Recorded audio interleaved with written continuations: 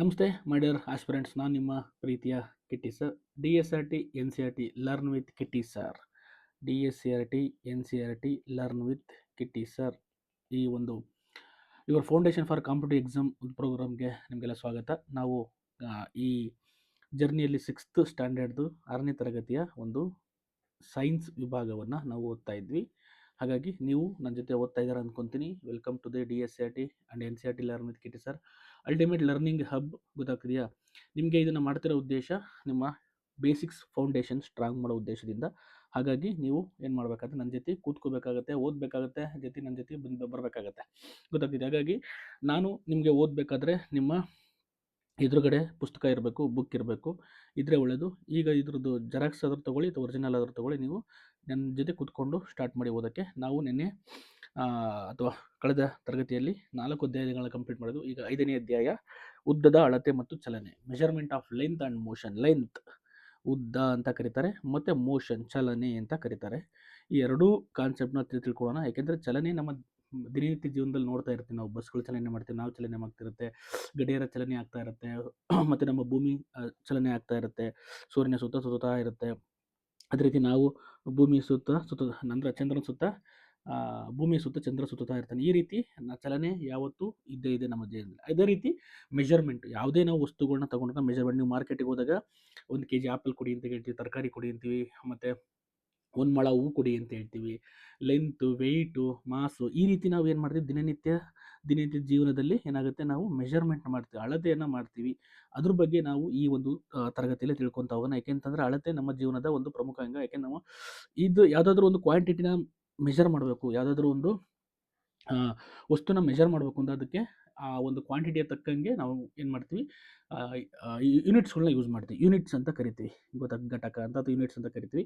ಅಂದರೆ ಈಗ 1 kg, 1 metre, 1 kilometre, ಗೊತ್ತಾಗ್ತಿದೆಯಾ, 10 second, ಈ ರೀತಿ ನಾವು ಏನು ಮಾಡ್ತೀವಿ, ಯೂನಿಟ್ಸ್ಗಳನ್ನ ಯೂಸ್ ಮಾಡ್ತೀವಿ. ಆ ಯೂನಿಟ್ಸ್ಗಳಂದ್ರೇನು, ಮತ್ತು ಇದು ಬೇಸಿಕ್ ಫೌಂಡೇಶನ್ ಫಾರ್ ಫರ್ದರ್ ಕಾನ್ಸೆಪ್ಟ್ಸ್ಗೆ. ನಿಮಗೆ ಮುಂದೆ ಓದ್ತಾ ಹೋಗ್ತೀರಾ ಮೆಜರ್ಮೆಂಟ್ಸ್ಗಳಂದ್ರೇನು, ಅದರಲ್ಲಿ SI ಸಿಸ್ಟಮ್ ಅಂತ ಬರುತ್ತೆ, ಸಿಸ್ಟಮ್ ಆಫ್ ಇಂಟರ್ನ್ಯಾಷನಲ್ ಅಂತ ಬರುತ್ತೆ, ಅಂತಾರಾಷ್ಟ್ರೀಯ ಏಕಮಾನ ಅಂತ ಬರುತ್ತೆ, CGS ಸಿಸ್ಟಮ್ ಅಂತ ಬರುತ್ತೆ. ಗೊತ್ತಾಗ್ತಿದೆಯಾ? ಈ ರೀತಿ ಸಿಸ್ಟಮ್ಗಳಲ್ಲಿ ಯಾವ ರೀತಿ ಯೂಸ್ ಮಾಡ್ತೀವಿ, ಮೆಜರ್ಮೆಂಟ್ಗಳನ್ನ ಯೂಸ್ ಮಾಡ್ತೀವಿ ಅನ್ನೋದ್ರ ಬಗ್ಗೆ ನಾವು ಈ ಚಾಪ್ಟರ್ ನಿಮಗೆ ಫೌಂಡೇಶನ್ ಓದಿಸ್ಕೊಡುತ್ತೆ.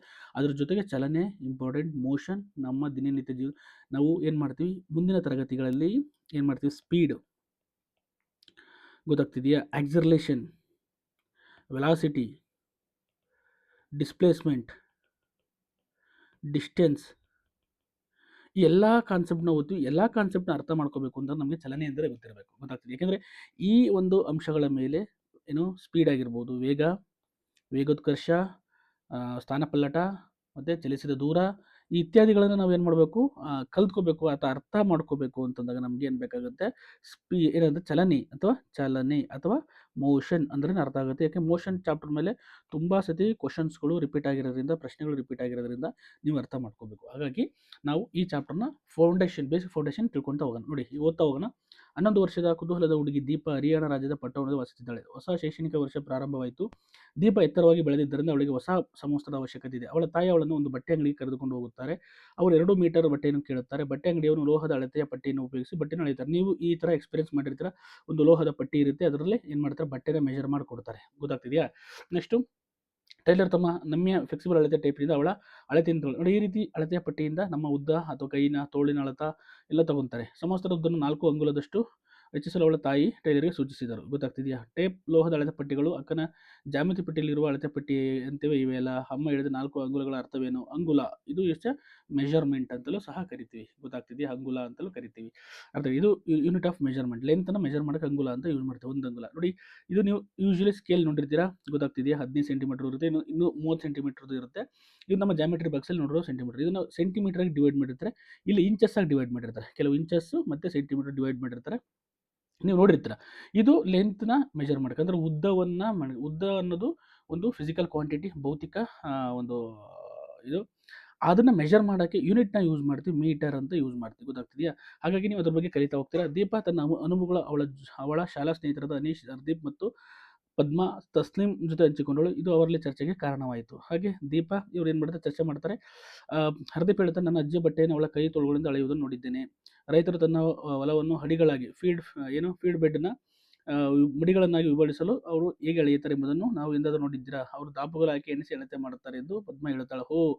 ಕೇವಲ ಕೇವಲ ದಾಪುಗಾಲು ಮಾತ್ರವಲ್ಲ, ಕೆಲವೊಮ್ಮೆ ಪಾದದ ಉದ್ದವನ್ನು ಕೂಡ ಅಳತೆ ಮಾಡಲು ಬಳಸುತ್ತಾರೆ ಎಂದು ಅನೀಶ್ ಹೇಳಿದನು. ದೀಪ ಉತ್ಸುಕತೆಯಿಂದ ಹೇಳುತ್ತಾಳೆ, ಉದ್ದವನ್ನು ಅಳತೆ ಮಾಡಲು ದೇಹದ ಭಾಗಗಳನ್ನು ಬಳಸುವುದು ತಮಾಷೆಯಾಗಿರುತ್ತದೆ. ನಾವೆಲ್ಲರೂ ದೇಹದ ಭಾಗ ಉಪಯೋಗಿಸಿಕೊಂಡು ಏನಾದರೂ ಅಳತೆ ಮಾಡೋಣ. ನಾವು ಏನನ್ನು ಅಳತೆ ಮಾಡೋಣ? ಸರಿ, ತರಗತಿಯ ಕೋಣೆಯಲ್ಲಿರೋ ಮೇಜಿನ ಉದ್ದವನ್ನು ಅಳೆಯೋಣ ಎಂದು ತಸ್ಲಿಂ ನಮ್ಮ ದೇಹದ ಯಾವ ಭಾಗವನ್ನು ಉಪಯೋಗಿಸಿ ಅಳತೆ ಮಾಡೋಣ ಎಂದು ಪದ್ಮ ಕೇಳಿದ. ದೀಪ ಹೇಳಿದ, ನಾವು ಕೈಯನ್ನು ಅಳತೆಯನ್ನು ಬಳಸೋಣ.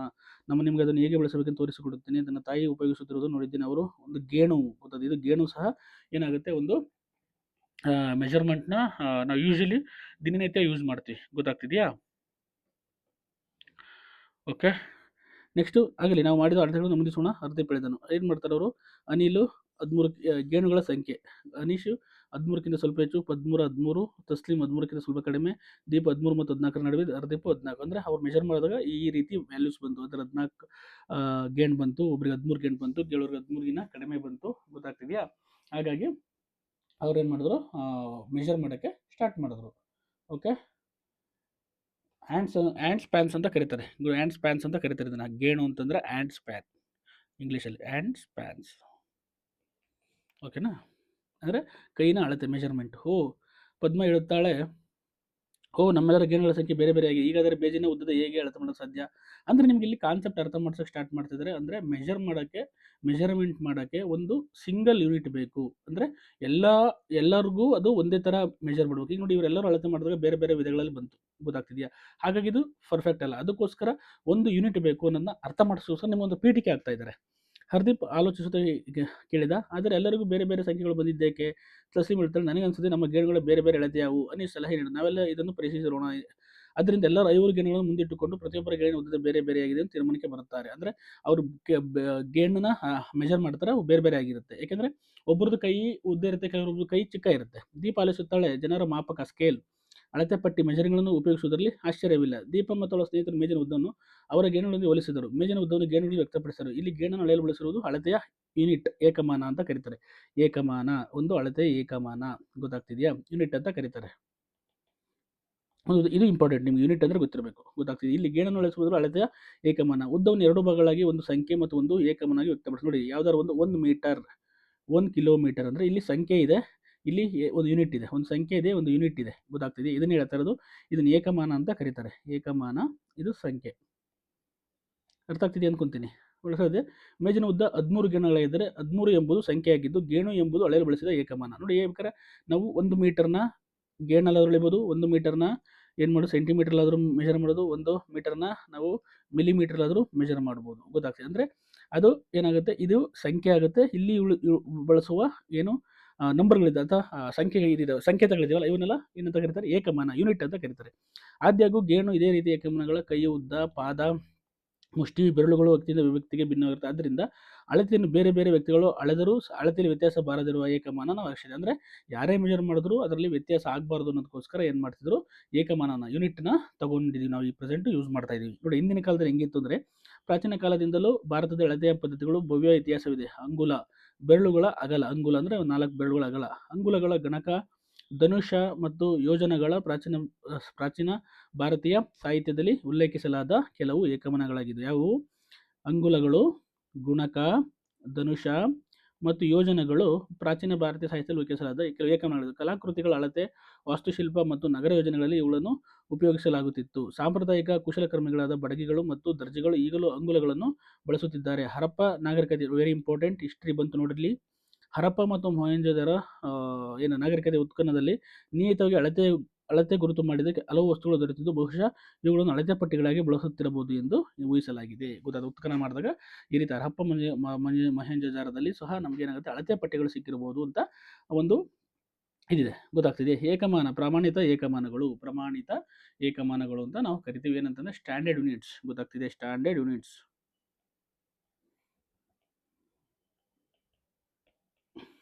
ಸ್ಟ್ಯಾಂಡರ್ಡ್ ಯೂನಿಟ್ಸ್ ಅಂತ ಕರೀತಾರೆ. ಏನಂದರೆ ಎಲ್ಲರೂ ಯೂಸ್ ಮಾಡಿದಂಥ ಯೂನಿಟ್ಸ್ಗಳು. ಕಾಲಕ್ರಮೇಣ ಪ್ರಪಂಚದ ವಿವಿಧ ಭಾಗಗಳಲ್ಲಿ ಹಲವಾರು ಅಳತೆ ಪದ್ಧತಿಗಳು ವಿಕಸನಗೊಂಡವು. ಆದಾಗ್ಯೂ ಜನರು ಒಂದು ಪ್ರದೇಶದಿಂದ ಮತ್ತೊಂದು ಪ್ರದೇಶಕ್ಕೆ ವರ್ಣಿಸಿದಾಗ ಇವು ಅನೇಕ ಗೊಂದಲಗಳನ್ನು ಹುಟ್ಟುಹಾಕುತ್ತಿತ್ತು.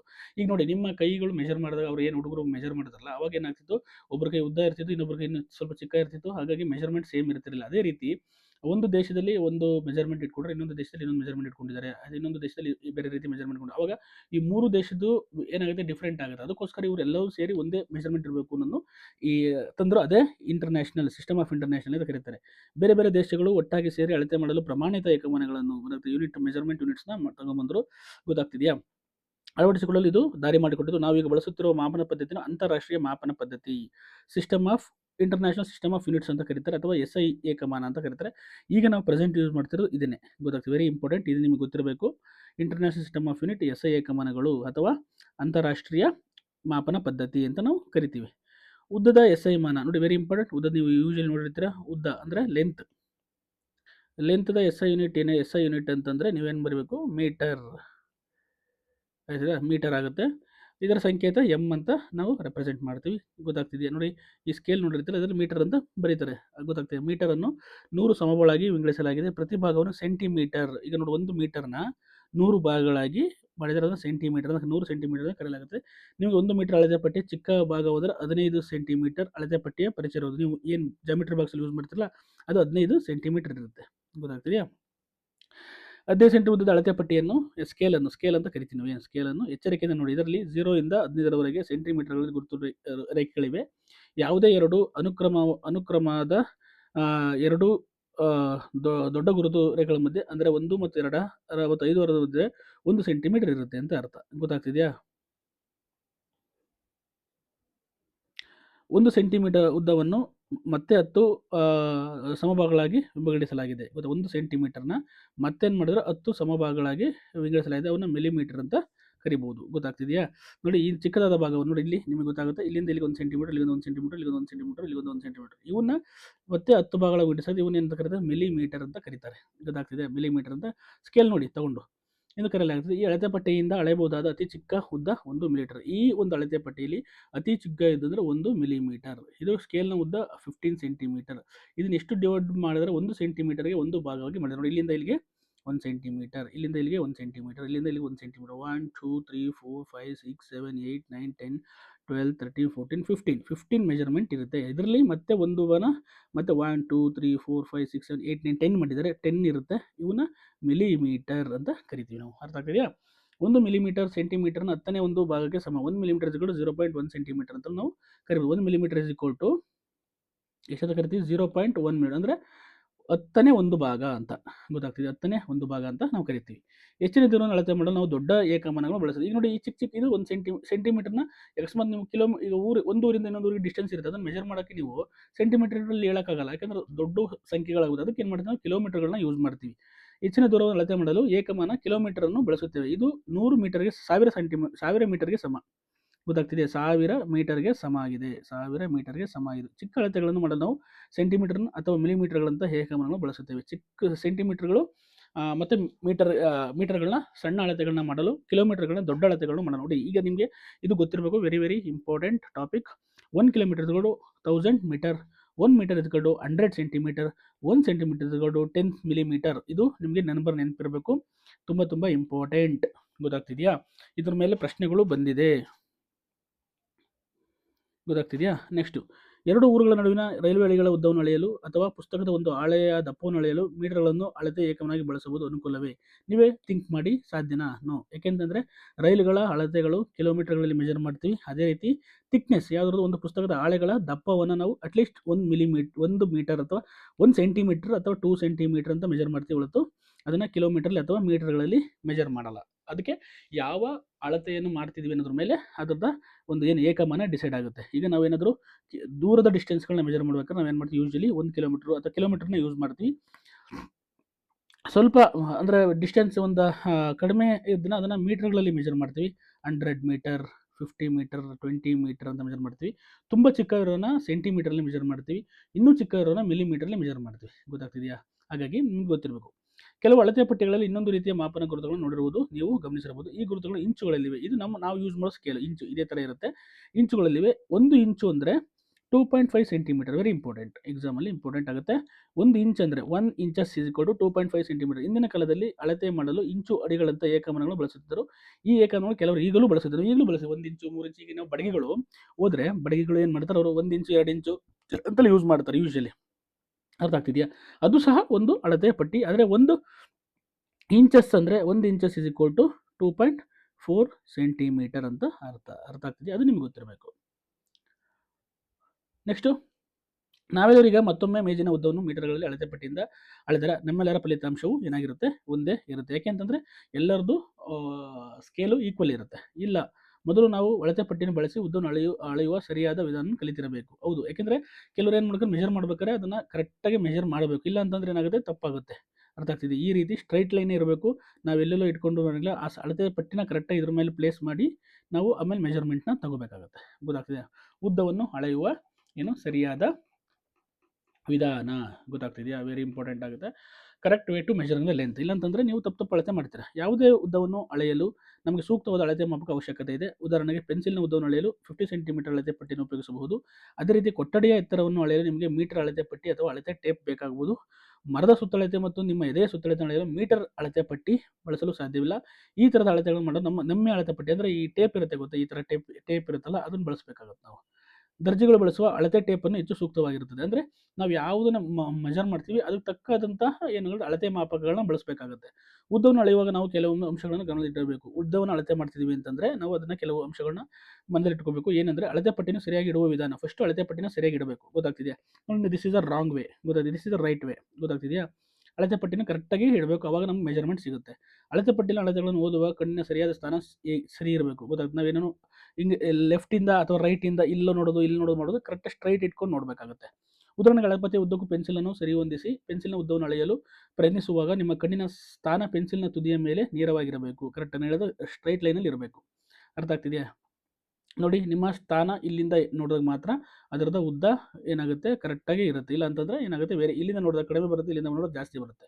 ಅರ್ಥ ಆಗ್ತಿದೆ? ಅಳತೆ ಪಟ್ಟಿ ತುದಿಗಳು ಮುರಿದು ಹೋದಾಗ ಹೇಗೆ ಅಳತೆ ಮಾಡಬೇಕು? ಸ್ಕೇಲ್ನ ತುದಿಗಳು ಮುರಿದು ಹೋಗಿದ್ದಲ್ಲಿ ಅಥವಾ 0 ಗುರುತು ಮುಸುಕಾಗಿದ್ದರೂ ಕೂಡ ಅಳತೆ ಪಟ್ಟಿಯನ್ನು ಅಳೆಯಲು ಬಳಸಬಹುದು. ಇಂಥ ಅಳತೆ ಪಟ್ಟಿಯನ್ನು ಬಳಸಿದಾಗ ಚಿತ್ರ 5.6ರಲ್ಲಿ ತೋರಿಸಿರುವಂತೆ ಯಾವುದೇ ಪೂರ್ಣ ಗುರುತಿಸುವ ಸಂಖ್ಯೆಯಿಂದ 1 ಸೆಂಟಿಮೀಟರ್ ಅಂತ ಪ್ರಾರಂಭಿಸಿ ಆಗ ಇನ್ನೊಂದು ತುದಿಯಲ್ಲಿ ಅಳತೆ ಮಾಡಿದ ರೀಡಿಂಗ್ ಸಂಖ್ಯೆಯನ್ನು ಕಳೆಯಬೇಕು. ಉದಾಹರಣೆಗೆ ನೋಡಿ, ಇಲ್ಲಿ ಏನು ಮಾಡ್ತೀರಾ? 1 ಸೆಂಟಿಮೀಟರ್ ಇದು ಡ್ಯಾಮೇಜ್ ಆಗಿಬಿಟ್ಟಿದೆ ಅಂದ್ಕೊಳ್ಳಿ. ಅವಾಗ ನೀವು ಎಲ್ಲಿಂದ ಇಡ್ತೀರಾ ಅದನ್ನು ಮೆಜರ್ ಮಾಡ್ಕೋಬೇಕು. ಗೊತ್ತಾಗ್ತಿದೆಯಾ?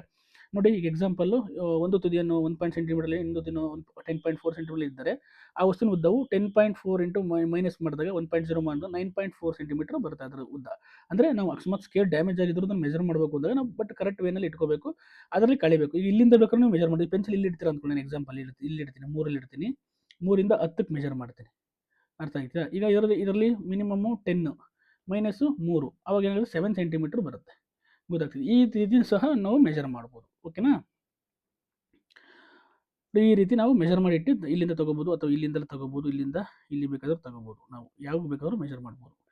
ದೃಷ್ಟಿಚೇತನ ವಿದ್ಯಾರ್ಥಿಗಳು ಉದ್ದವನ್ನು ಹೇಗೆ ಎಳೆಯುತ್ತಾರೆ?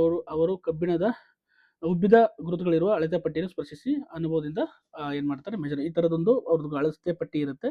ಅವ್ರಿಗೆ ಇಲ್ಲಿ ಡಾಟ್ ಹಾಕಿರ್ತಾರೆ. ಗೊತ್ತಾಗ್ತಿದೆ? ಅದ್ರ ಮೇಲೆ ಅವರು ಮೆಜರ್ ಮಾಡ್ತಾ ಹೋಗ್ತಾರೆ. ಗೊತ್ತಾಗ್ತಿದೆ? ಅಳತೆ ಮಾಡೋಣ. ಉದ್ದವನ್ನು ಅಳೆಯಲು ನಮ್ಮ ಸುತ್ತಮುತ್ತಲು ದೊರಕುವ ವಸ್ತುಗಳಾದ ಬಾಚಣಿಗೆ, ಪೆನ್ನು, ಪೆನ್ಸಿಲ್, ರಬ್ಬರನ್ನು ಆಯ್ದು ಮಾಡ್ಕೊಳ್ಳಿ. ಪ್ರಾಕ್ಟಿಕಲ್ ತೋರಿಸ್ತಾ ಇದ್ದಾರೆ. ನಮಗೆ ಇದು ಅವಶ್ಯಕತೆ ಇಲ್ಲ. ಮೀಟರ್ ಅಳತೆ ಪಟ್ಟಿ ಬಳಸಿ ಒಂದಾದ ನಂತರ ಅವುಗಳನ್ನು ಉದ್ದವನ್ನು ಅಳೆಯಿರಿ. ಕೋಷ್ಟಕಗಳಲ್ಲಿ ವಸ್ತುವಿನ ಉದ್ದನ ಮೆಜರ್ ಮಾಡಿ. ಉದ್ದವನ್ನು ಬರೆಯುವಾಗ ಉದ್ದದೊಂದಿಗೆ ಅದರ ಏಕಮಾನವನ್ನು ಬರೆಯಲು ಮರೆಯಬೇಡಿ. ಯಾಕೆಂದರೆ ನಾವು ಮೆಜರ್ಮೆಂಟ್ ಯೂನಿಟ್ ಅಂತ ಏನು ಹೇಳ್ತೀವಿ, ಏಕಮಾನ ಏನು ಹೇಳ್ತೀವಿ, ಅದು ತುಂಬ ಇಂಪಾರ್ಟೆಂಟ್. ಇಲ್ಲಾಂದ್ರೆ ನಮಗೆ ವ್ಯಾಲ್ಯೂನೇ ಇರಲ್ಲ. ಈಗ ನೋಡಿ, ಒಂದು ಅಂತ ಬಂದರೆ ಏನದು? 1 ಸೆಂಟಿಮೀಟರ್, 1 kg, 1 ಮೀಟರ್, 1 ಕಿಲೋಮೀಟರ್ ಗೊತ್ತಾಗಲ್ಲ. ಈಗ ನೋಡಿ, 1 ಸೆಂಟಿಮೀಟರ್ ಮೀನಿಂಗ್ ಬರುತ್ತೆ. 1 ಸೆಂಟಿಮೀಟರ್ ಉದ್ದ ಅಂತ ಉದ್ದ ಅಂದರೆ ಸೆಂಟಿಮೀಟರ್ ಬರೆದಾಗ ನಮಗೆ ಅದರದ್ದು ಯಾವ ಯೂನಿಟ್ ಅಂತ ಗೊತ್ತಾಗುತ್ತೆ. ಇನ್ನು 1 kg ಅಂತ ಬರೆದಾಗ ಏನಾಗುತ್ತೆ? ನೀವು ಮಾಸ್ನ ಮೆಜರ್ ಮಾಡ್ತಿದ್ದೀವಿ ಅಂತ, ಅದರ ವೆಯ್ಟ್ನ ಮೆಜರ್ ಮಾಡ್ತೀವಿ ಅಂತ ಗೊತ್ತಾಗುತ್ತೆ. ಅದೇ ರೀತಿ 1 ಸೆಕೆಂಡ್ ಅಂತ ಮೆಜರ್ ಮಾಡಿದಾಗ ನೀವೇನಾಗುತ್ತೆ? ಸೆಕೆಂಡ್ ಅಂತ ಮೆನ್ಷನ್ ಮಾಡಿದ್ರೆ ನಾವು ಟೈಮ್ನ ಮೆಜರ್ ಮಾಡ್ತೀವಿ ಅಂತ ಅರ್ಥ ಆಗುತ್ತೆ. ಅಲ್ಲಿಗೆ ನೀವು ಅರ್ಥ ಮಾಡ್ಕೋಬೇಕು. ಈ ವ್ಯಾಲ್ಯೂಗೆ ಒಂದು ಒಂದು ಒಂದು ಮೀನಿಂಗ್ ಬರಬೇಕು ಅಂದಾಗ ಇಲ್ಲಿ ಪಕ್ಕದಲ್ಲಿ ಸೆಂಟಿಮೀಟರ್ ಇರಬೇಕು, ಇಲ್ಲ 1 kg ಇರಬೇಕು, ಇಲ್ಲ 1 ಗ್ರಾಮ್ ಇರಬೇಕು. ಗೊತ್ತಾಗ್ತದೆ? ಈ ರೀತಿ ಮೀನಿಂಗ್ಫುಲ್ ಆಗಬೇಕು ಅಂದರೆ ಆ ವಸ್ತುವಿನ ಮೆಜರ್ಮೆಂಟು ಅಲ್ಲಿ ಆ ಒಂದು ಏಕಮಾನ ಯೂನಿಟ್ ಇರಲೇಬೇಕು. ಗೊತ್ತಾಗ್ತಿದೆಯಾ? ಹೀಗೆ ನಿಮ್ಮ ಉತ್ತರವು 2 ಭಾಗಗಳು ಹೊಂದಿರುತ್ತವೆ. ಮೊದಲ ಭಾಗ ಸಂಖ್ಯೆ ಆಗಿರುತ್ತದೆ. ಇದೇ ಹೇಳ್ತಾರೆ, ಮೊದಲ ಭಾಗ ಸಂಖ್ಯೆ ಆಗಿರುತ್ತದೆ. ಮತ್ತು ಭಾಗ ಅಳತೆ ಏಕಮಾನ. ಇದು ಅಳತೆ ಏಕಮಾನ ಆಗಿರುತ್ತೆ. ನಿಮ್ಮ ತರಗತಿಯ ಕೆಲವು ಸ್ನೇಹಿತರು ಸಹ ಇದೇ ವಸ್ತುಗಳ ಅಳತೆಯನ್ನು ಮಾಡಿರಬಹುದು. ನೀವು ಮತ್ತು ನಿಮ್ಮ ಸ್ನೇಹಿತರು ಮಾಡಿದ ಅಳತೆಗಳನ್ನು ಹೋಲಿಸಿ ಸಮವಾಗಿವೆ ಅಥವಾ ಸ್ವಲ್ಪ ವಿಭಿನ್ನವಾಗಿರುತ್ತೆ ಸಾಧ್ಯವಿರುವ ಕಾರಣಗಳನ್ನು ತಿಳಿಸಿ. ಅಕಸ್ಮಾತ್ ಈಗ ಮೆಜರ್ ಮಾಡ್ತಾರೆ, ನೀವು ಮೆಜರ್ ಮಾಡ್ತಾರೆ, ನಾನು ಮೆಜರ್ ಮಾಡ್ತೀನಿ. ಅಕಸ್ಮಾತ್ ಏನಾದರೂ ಡಿಫ್ರೆನ್ಸ್ ಬಂತು ಅಂತಂದರೆ 1 ಮೀಟರ್ ಇರೋದು ಏನೋ ಒಂದು ವಸ್ತುನ ಮೆಜರ್ ಮಾಡ್ತೀವಿ. ನಿಮ್ಮ ಫ್ರೆಂಡ್ ಮಾಡಿದಾಗ ಏನು ಬಂತದು? ಏನೋ 0.9 ಬಂತು ಅಂದ್ಕೊಳ್ಳಿ, ಅಥವಾ ನಿಮಗೆ 1 ಮೀಟರ್ ಬಂತು, ಇವನಿಗೆ 0.9 ಮೀಟರ್ ಬಂತು ಅಂದಾಗ ಇಲ್ಲಿ ಮೆಜರ್ ಮಾಡ್ಬೇಕಾದ್ರೆ ಇವನು ಮಿಸ್ಟೇಕ್ ಮಾಡಿರ್ಬೋದು, ನೀನು ಮಿಸ್ಟೇಕ್ ಮಾಡಿರ್ಬೋದು. ಕರೆಕ್ಟಾಗಿ ಅದನ್ನು ನೋಡಿದಾಗ ಏನಾಗುತ್ತೆ, ನಮಗೆ ಗೊತ್ತಾಗುತ್ತೆ ಯಾವುದು ಮಿಸ್ಟೇಕ್ ಆಗಿದೆ ಅಂತ ಅಂದ್ಬಿಟ್ಟು. ಅರ್ಥ ಆಗ್ತಿದೆಯಾ? ವಾಕ್ಯದ ಪ್ರಾರಂಭದ ಹೊರತುಪಡಿಸಿ ಏಕಮಾನಗಳಾದ ಕಿಲೋಮೀಟರ್, ಮೀಟರ್, ಸೆಂಟಿಮೀಟರ್ ಮತ್ತು ಮಿಲಿಮೀಟರ್ಗಳು ಇಂಗ್ಲಿಷ್ ವರ್ಣಮಾಲೆಯ ಚಿಕ್ಕ ಅಕ್ಷರದಲ್ಲಿ ಇರಬೇಕು. ಗೊತ್ತಾಗ್ತಿದೆ, ಲೋವರ್ ಕೇಸಲ್ಲಿ ಇರಬೇಕು. ಗೊತ್ತಾಗ್ತದೆ, ಯಾವತ್ತು ಹಿಂಗೆ ಬರಿಬೇಕು, ಕಿಲೋಮೀಟರ್ ಅಂತ ಹಿಂಗೆ ಬರಿಬಾರ್ದು, ಚಿಕ್ಕ ಅಕ್ಷರಗಳಲ್ಲಿ ಬರಿಬೇಕು. ಮಿಲಿಮೀಟರ್, ಸೆಂಟಿಮೀಟರ್ ಈ ರೀತಿಯೇ ಬರಿಬೇಕು. ಕೆ ಜಿನೂ ಅಷ್ಟೇ ಸ್ಮಾಲ್ ಕೆ ಬರಿಬೇಕು. ಗೊತ್ತಾಗ್ತಿದೆಯಾ? ಕಿಲೋಮೀಟರ್, ಮೀಟರ್, ಸೆಂಟಿಮೀಟರ್ ಮತ್ತು ಮಿಲಿಮೀಟರ್ಗಳನ್ನು ಕೂಡ ಚಿಕ್ಕ ಅಕ್ಷರದಲ್ಲಿ ಬರೀಬೇಕು. ಯಾವಾಗಲೂ ಬಹುವಚನಕ್ಕೆ ಎಸ್ ಸೇರಿಸಬಾರದು. ಕಿಲೋಮೀಟರ್ಸ್, ಮೀಟರ್, ಸೆಂಟಿಮೀಟರ್ಸ್ ಅಂತ ನಾವೇನು ಮಾಡಬಾರ್ದು, ಬರಿಬಾರ್ದು. ಗೊತ್ತಾಗ್ತದೆ? ಸಂಖ್ಯೆಗಳ ಕೊನೆಯಲ್ಲಿ ವಾಕ್ಯದ ಕೊನೆಯನ್ನು ಹೊರತುಪಡಿಸಿ ಪೂರ್ಣ ವಿರಾಮ ಹಾಕಬಾರದು. ಗೊತ್ತಾಗ್ತದೆ? ಉದ್ದವನ್ನು ಬರೆಯುವಾಗ ಸಂಖ್ಯೆ ಮತ್ತು ಏಕಮಾನ ಮಧ್ಯೆ ಸ್ಥಳ ಬಿಡಬೇಕು. ನೋಡಿ, ಈಗ 1 ಕಿಲೋಮೀಟರ್, 1 ಸೆಂಟಿಮೀಟರ್ ಹಿಂಗೆ ಬರಿಬಾರ್ದು. ಗೊತ್ತಾಗ್ತಿದೆ? ಈ ರೀತಿ ನಾವು ಬರಿಬೇಕಾದ್ರೆ ಬರಿಬೇಕು. ಅರ್ಥ ಆಗ್ತಿದೆಯಾ? ವಕ್ರರೇಖೆಯನ್ನು ಉದ್ದವನ್ನು ಅಳೆಯುವುದು. ವಕ್ರರೇಖೆಯ ಉದ್ದವನ್ನು ಅಳೆಯುವುದು ಹೆಂಗೆ ಅಂತಂದರೆ, 5.7ರಲ್ಲಿ ತೋರಿಸಿರುವಂತೆ ಅನಿಲ್ ಅವನು ಪೋಷಕರು ಹಬ್ಬದ ಆಚರಣೆಯ ಪ್ರಯುಕ್ತ ವಿದ್ಯುತ್ ದೀಪಗಳ ಮಾಲೆಯನ್ನು ಮನೆಯ ಪಡಸಾಲೆಯ ಕಮಾನುಗಳಿಗೆ ಅಳವಡಿಸಿದರು. ಅವರು ಅಗತ್ಯವಿರುವ ವಿದ್ಯುತ್ ದೀಪಗಳ ಮಾಲೆಯ ಉದ್ದವನ್ನು ಹೇಗೆ ಅಳೆದರು? ವಕ್ರರೇಖೆಯ ಉದ್ದವನ್ನು ಅಳೆಯುವಾಗ ನಮ್ಮ ಅಳತೆಯ ಪಟ್ಟಿಯನ್ನು ಉಪಯೋಗಿಸಿ ಅಥವಾ ದಾರದಿಂದ 5.8ರಲ್ಲಿ ತೋರಿಸಿರುವಂತೆ ಅಳೆಯಬೇಕು. ನೋಡಿರಿ, ಈಗ ನೀವು ಮೆಜರ್ ಮಾಡ್ಕೊಂಡ್ರೆ ಈ ಥರ ಒಂದು ದಾರ ತಗೊಂಡು ಇದನ್ನು ಮೆಜರ್ ಮಾಡಿ ಆ ದಾರನ ಎಷ್ಟು ಉದ್ದ ಐತೆ ಅಂತ ಮೆಜರ್ ಮಾಡಿದ್ರೆ ಅದರದ್ದು ಒಂದು ಮೆಜರ್ಮೆಂಟ್ ಬರುತ್ತೆ. ಓಕೆನಾ? ನಂತರ ದಾರವನ್ನು ನೇರಗೊಳಿಸಿ ಮೀಟರ್ನ ಪಟ್ಟಿಗೆ ಅಳಿಸಿ ಅದನ್ನು ಉದ್ದವನ್ನು ಅಳೆಯಬಹುದು. ಗೊತ್ತಾಗ್ತಿದೆಯಾ? ಇದು ವಕ್ರರೇಖೆ ಉದ್ದವನ್ನು ಅಳವು ಮಾಡುವ ವಿಧಾನ. ಗೊತ್ತಿರುತ್ತೆ, ನೋಡಿರ್ತೀರ. ಸ್ಥಾನವನ್ನು ವಿವರಿಸುವುದು. ಗೊತ್ತಾಗ್ತಿದೆಯಾ? ಹತ್ತಿರದ ಉದ್ಯಾನಕ್ಕೆ ಶೈಕ್ಷಣಿಕ ಭೇಟಿ ನೀಡುವ ಬಗ್ಗೆ ಶಿಕ್ಷಕಿ ತನ್ನ ವಿದ್ಯಾರ್ಥಿಗಳಿಗೆ ಹೇಳಿದರು. ಹತ್ತಿರದ ಒಂದು ಶೈಕ್ಷಣಿಕ ಸ್ಥಳಕ್ಕೆ, ಉದ್ಯಾನ ಅಂದರೆ ಪಾರ್ಕಿಗೆ ಅವರು ವಿದ್ಯಾರ್ಥಿಗಳಿಗೆ ಬೆಳಗ್ಗೆ ನೇರವಾಗಿ ಅಲ್ಲಿಗೆ ತಲುಪುವಂತೆ ತಿಳಿಸಿದರು. ದೀಪ ಮತ್ತು ಆಕೆಯ ಸ್ನೇಹಿತರು ಉದ್ಯಾನವು ಶಾಲೆಯಿಂದ ಹತ್ತಿರವಿದೆ ಅಥವಾ ದೂರವಿದೆ ಎಂಬುದರ ಕುರಿತು ಚರ್ಚಿಸಲು ಆರಂಭಿಸಿದರು. ತಸ್ಲಿಂ ಪದ್ಮ ಉದ್ಯಾನ ಹತ್ತಿರವಿದೆ ಎಂದರೆ ದೀಪ, ಅನೀಶ್ ಶಾಲೆ ಹತ್ತಿರವಿದೆ ಎಂದು ತಿಳ್ಕೊಳ್ಳುತ್ತಾರೆ. ಹರ್ದೀಪ್ ಎರಡೂ ಸರಿಸುಮಾರು ದೂರದಲ್ಲಿದ್ದು ಯೋಚಿಸುತ್ತದೆ. ನೋಡಿ, ಈಗ ಏನು ಗೊತ್ತಾ, ಉದ್ಯಾನ ಇಲ್ಲಿದೆ, ಪಾರ್ಕ್ ಇಲ್ಲಿದೆ. ಆದರೆ ಕೆಲವರು ಏನನ್ಸುತ್ತೆ, ಪದ್ಮಳಿಗೆ ಹತ್ರ ಇದೆ ಅಂತ ಹೇಳ್ತಾಳೆ. ಅನೀಶು ನಮಗೆ ಸ್ವಲ್ಪ ದೂರ ಆಗುತ್ತೆ ಅಂತಾಳೆ. ಒಬ್ಬ ದೀಪಗೆ ಸಿಕ್ಕಾಪಟ್ಟೆ ದೂರ ಇದೆಯಪ್ಪ ಅಂತಾಳೆ. ಅಂದರೆ ಅಲ್ಲಿ ಏನಾಗುತ್ತೆ, ನಾವು ಪೊಸಿಷನ್ ಮೇಲೆ ಆ ವಸ್ತುವಿನ ಸ್ಥಳವನ್ನು ನಾವು ನಿರ್ಧಾರ ಮಾಡಬೇಕಾಗುತ್ತೆ. ಬಸ್ ಸ್ಥಳ, ಗೊತ್ತಾಗ್ತಿದೆ. ಹಾಗೆ ಅದಕ್ಕೆ ಯಾರ ಯೋಚನೆ ಸರಿ ಇದೆ ಅಂತಂದರೆ ಎಲ್ಲರ ಯೋಚನೆಗಳು ಸರಿಯಾಗಿವೆ. ಯಾಕೆಂದರೆ ಅವರವರ ಸ್ಥಾನಕ್ಕೆ ಅನುಗುಣವಾಗಿ ಅವ್ರು ಏನು ಹೇಳ್ತಾ ಇದ್ದಾರೆ, ಅವರು ಡಿಸ್ಟೆನ್ಸ್ ಹೇಳ್ತಾ ಇದ್ದಾರೆ. ಗೊತ್ತಾಯ್ತು? ಆದರೆ ಅವರು ವೀಕ್ಷಣೆ ಏಕೆ ಬೇರೆಯಾಗಿವೆ ಅಂದರೆ ಅವರು ಶಾಲೆ ಮತ್ತು ಉದ್ಯಾನಗಳ ದೂರವನ್ನು ತಮ್ಮ ಮನೆಯಿಂದ ಅಳೆಯುತ್ತಿದ್ದಾರೆ. ಅದರ ಬದಲು ಪ್ರತಿಯೊಬ್ಬರು ಒಂದೇ ವಸ್ತು ಒಂದೇ ಬಿಂದುವಿನಿಂದ ಎಂದರೆ ಬಸ್ ನಿಲ್ದಾಣದಿಂದ ಪ್ರಾರಂಭಿಸಿದರೆ ಅವರ ವೀಕ್ಷಣೆಗಳು ಒಂದೇ ಆಗಿರುತ್ತೆ. ಈಗ ನೋಡಿ, ಅವ್ರೇನು ಅಂದ್ಕೊಂಡ್ರೆ ಇವ್ರ ಮನೆಯಿಂದ ಅಂದ್ಕೊಂಡು ಇವನಿಗೆ ಏನಾಗುತ್ತೆ, ಒಂದು 10 ಮೀಟರ್ ಇರ್ಬೋದು, ಇವನಿಗೆ 20 ಮೀಟರ್ ಇರ್ಬೋದು, ಇವನಿಗೆ 30 ಮೀಟರ್ ಇರ್ಬೋದು, ಇವನಿಗೆ 40 ಮೀಟರ್ ಇರ್ಬೋದು, ಇವನಿಗೆ 50 ಮೀಟರ್ ಇರ್ಬೋದು, ಇವನಿಗೆ 60 ಮೀಟರ್ ಇರ್ಬೋದು. ಅಲ್ಲಿಗೆ ಶಾಲೆಯಿಂದ ಉದ್ಯಾನವನ 60 ಮೀಟರ್ ಇದೆ ಆ್ಯಕ್ಚುಲಿ. ಆದರೆ ಬಟ್ ಇವರ ಒಂದು ವ್ಯೂಸ್ ಪ್ರಕಾರ ಅವ್ರ ಮನೆಯನ್ನು ಕನ್ಸಿಡರ್ ಮಾಡ್ಕೊತಾವ್ರೆ. ಇವ್ರು 20 ಮೀಟರ್ ಉದ್ದ ಹೇಳ್ತಿದ್ದಾರೆ, ಇವ್ರು 30 ಮೀಟರ್ ಉದ್ದ ಹೇಳ್ತಿದ್ದಾರೆ, ಇವ್ರು 40 ಮೀಟರ್ ಉದ್ದ ಹೇಳ್ತಾರೆ. ಆದರೆ ಅವರು ಹೇಳ್ಬೇಕಾದ್ರೆ ಶಾಲೆಯಿಂದ ಉದ್ಯಾನವನ ಎಷ್ಟಿದೆ ಅಂತ ನೋಡಿದಾಗ 60 ಮೀಟರ್ ಇರುತ್ತೆ. ಅವಾಗ ಎಲ್ಲರೂ ಕೇಳಿ, ಶಾಲೆಯಿಂದ ಎಷ್ಟಿದೆ ಅಂದರೆ 60 ಮೀಟರ್ ಅಂತ ಹೇಳ್ತಾರೆ. ಅವಾಗ ನಾವು ಯಾವ ಪೊಸಿಷನಲ್ಲಿ ಇರ್ತೀವಿ, ಯಾವ ಬಿಂದುವಿನಿಂದ ನಾವು ಮಾರ್ಕ್ ಮಾಡ್ತೀವಿ, ಅದರ ಒಂದು ರೆಫರೆನ್ಸ್ ತಗೋಬೇಕು. ಆ ರೆಫರೆನ್ಸ್ನ ಪಾಯಿಂಟ್ನ ಎಲ್ಲರಿಗೂ ಒಂದೇ ಆಗಿದ್ದಾಗ ಡಿಸ್ಟೆನ್ಸ್ ಏನಾಗುತ್ತೆ, ಮೆಜರ್ ಒಂದೇ ಇರುತ್ತೆ. ಒಂದು ನಿರ್ದಿಷ್ಟ ವಸ್ತು ಅಥವಾ ಬಿಂದುವಿನಿಂದ ಪ್ರಾರಂಭಿಸಿದ ಆ ಬಿಂದುವನ್ನು ನಿರ್ದೇಶಕ ಬಿಂದು, ನೋಡಿ ದಿಸ್ ಇಸ್ ದ ಡೈರೆಕ್ಷನ್, ನಿರ್ದೇಶಕ ಬಿಂದು ಅಂತ ಕರೀತಾರೆ. ಡೈರೆಕ್ಷನ್ ಪಾಯಿಂಟ್ ಅಂತ ಕರೀತಾರೆ. ಇಲ್ಲಿಂದ ಈ ಕಡೆಗೆ ಎಷ್ಟು, ಇಲ್ಲಿಂದ ಈ ಕಡೆಗೆ ಎಷ್ಟು ಅಂತ ಅರ್ಥ ಆಯ್ತಾ? ಸ್ವಲ್ಪ ದಿನದ ನಂತರ ಹರ್ದೀಪ್ ಹೇಳುತ್ತಾನೆ, ಬನ್ನಿ ನಾವೆಲ್ಲರೂ ಆಟದ ಮೈದಾನಕ್ಕೆ ಹೋಗೋಣ. ನಮ್ಮ ದೈಹಿಕ ಶಿಕ್ಷಕರು ಶಾಲೆಯ ಕ್ರೀಡಾಂಗಣಕ್ಕೆ ಕಬಡ್ಡಿ ಅಂಗಣದ ಗೆರೆಗಳಿಗೆ ಸುಣ್ಣದ ಪುಡಿಯನ್ನು ಹಾಕಲು ಸಹಾಯ ಕೇಳಿದ್ದಾರೆ. ಪದ್ಮ, ನಮಗೆ ಉದ್ದವಾದ ಅಳತೆ ಪಟ್ಟಿ ಅವಶ್ಯಕತೆ, ಅದನ್ನು ಕ್ರೀಡಾಕೋಟೆಯನ್ನು ತೆಗೆದುಕೊಳ್ಳೋಣ. ಮೊದಲು ನಾವು ಯಾವ ಬಿಂದುವಿನಿಂದ ಗೆರೆಗಳನ್ನು ಎಳೆಯಲು ಪ್ರಾರಂಭಿಸಬೇಕೆಂದು ನಿರ್ದೇಶಿಸೋಣ. ನಾವು ನಿರ್ದೇಶಕ ಬಿಂದು ಕರೆಯೋಣ. ಯಾವ ಒಂದು ಪಾಯಿಂಟ್ನ ತಗೊಂತಾರೆ ಅದನ್ನು ನಿರ್ದೇಶಕ ಬಿಂದು, ಇಲ್ಲಿಂದ ತಗೊಂಡ್ರೆ ಅಂದ್ಕೊಳ್ಳಿ. ಇದು ದಿಸ್ ಇಸ್ ದ ಡೈರೆಕ್ಷನ್, ಇಲ್ಲಿಂದ ಇಲ್ಲಿಗೆ, ನೆಕ್ಸ್ಟ್ ಇಲ್ಲಿಂದ ಇಲ್ಲಿಗೆ, ನೆಕ್ಸ್ಟ್ ಇಲ್ಲಿಂದ ಇಲ್ಲಿಗೆ, ಈ ರೀತಿ ನಿರ್ದೇಶಕ ಬಿಂದುಗಳು ಹೋಗ್ತವೆ. ಗೊತ್ತಾಗ್ತಿದೆಯಾ? ನೆಕ್ಸ್ಟ್ ಪದ್ಮಳು ಕೆಲವು ದಿನಗಳ ನಂತರ ದೆಹಲಿಯಲ್ಲಿರೋ ತನ್ನ ಅಜ್ಜಿಯ ತಾತರನ್ನು ಭೇಟಿ ಮಾಡಲು ಬಸ್ಸಿನಲ್ಲಿ ಪ್ರಯಾಣಿಸಿದಳು. ಅವಳು ದೆಹಲಿಯನ್ನು ತಲುಪಲು ಉತ್ಸುಕಳಾಗಿದ್ದಳು. ರಸ್ತೆ ಬದಿಗಳಲ್ಲಿರುವ ಕಿಲೋಮೀಟರ್ ಕಲ್ಲುಗಳನ್ನು ಓದುತ್ತಿದ್ದಳು. ದಿಸ್ ಇಸ್ ದ ಕಿಲೋಮೀಟರ್ ಕಲ್ಲುಗಳು. 1 ಕಿಲೋಮೀಟರ್ ಕಲ್ಲಿನಲ್ಲಿ ದೆಹಲಿ 70 ಕಿಲೋಮೀಟರ್ ಎಂದು ಬರೆಯಲಾಗುತ್ತಿದೆ. ನಂತರ ಮುಂದಿನ ಕಿಲೋಮೀಟರ್ಗಳಲ್ಲಿ 60 ಕಿಲೋಮೀಟರ್ ಎಂದು ತೋರಿಸುತ್ತಿತ್ತು. ಪ್ರತಿ ಕಿಲೋಮೀಟರ್ ಕಲ್ಲು ಅವಳಿಗೆ ಅಜ್ಜಿಯ ತಾತರ ಮನೆಯ ಹತ್ತಿರವಾಗುತ್ತದೆ ಎಂದು ಸೂಚಿಸುತ್ತಿತ್ತು. ಈ ಕಿಲೋಮೀಟರ್ ಕಲ್ಲುಗಳಲ್ಲಿ ದೆಹಲಿಯ ಅವಳಿಗೆ ದೂರವನ್ನು ಅವಳಿಗೆ ಸೂಚಿಸಿತು. ಆದ್ದರಿಂದ ಈ ಸಂದರ್ಭದಲ್ಲಿ ದೆಹಲಿ ನಿರ್ದೇಶಕ ಬಿಂದುವಾಗಿದೆ. ಅಂದರೆ ದೆಹಲಿ ಪಾಯಿಂಟ್ ಆಫ್ ಇಟ್ಕೊಂಡಿದ್ದಾರೆ, ದೆಹಲಿ ಪಾಯಿಂಟ್ ಇದೆ, ಇಲ್ಲಿಂದ ಒಂದು ಕಲ್ಲುಗಳು ಹಾಕೊಂಡು ಹೋಗಿದ್ದಾರೆ ಅಂದ್ಕೊಳ್ಳಿ. ಇದು 70 metre, 70 kilometre, 60 kilometre, 50 kilometre, 40 kilometre, ಹಿಂಗೆ ಹೋಗ್ತಾ ಹೋದಂಗೆ ಏನಾಗುತ್ತೆ, ಅವರಿಗೆ ಡಿಸ್ಟೆನ್ಸ್ ಕಡಿಮೆ ಆಗುತ್ತೆ.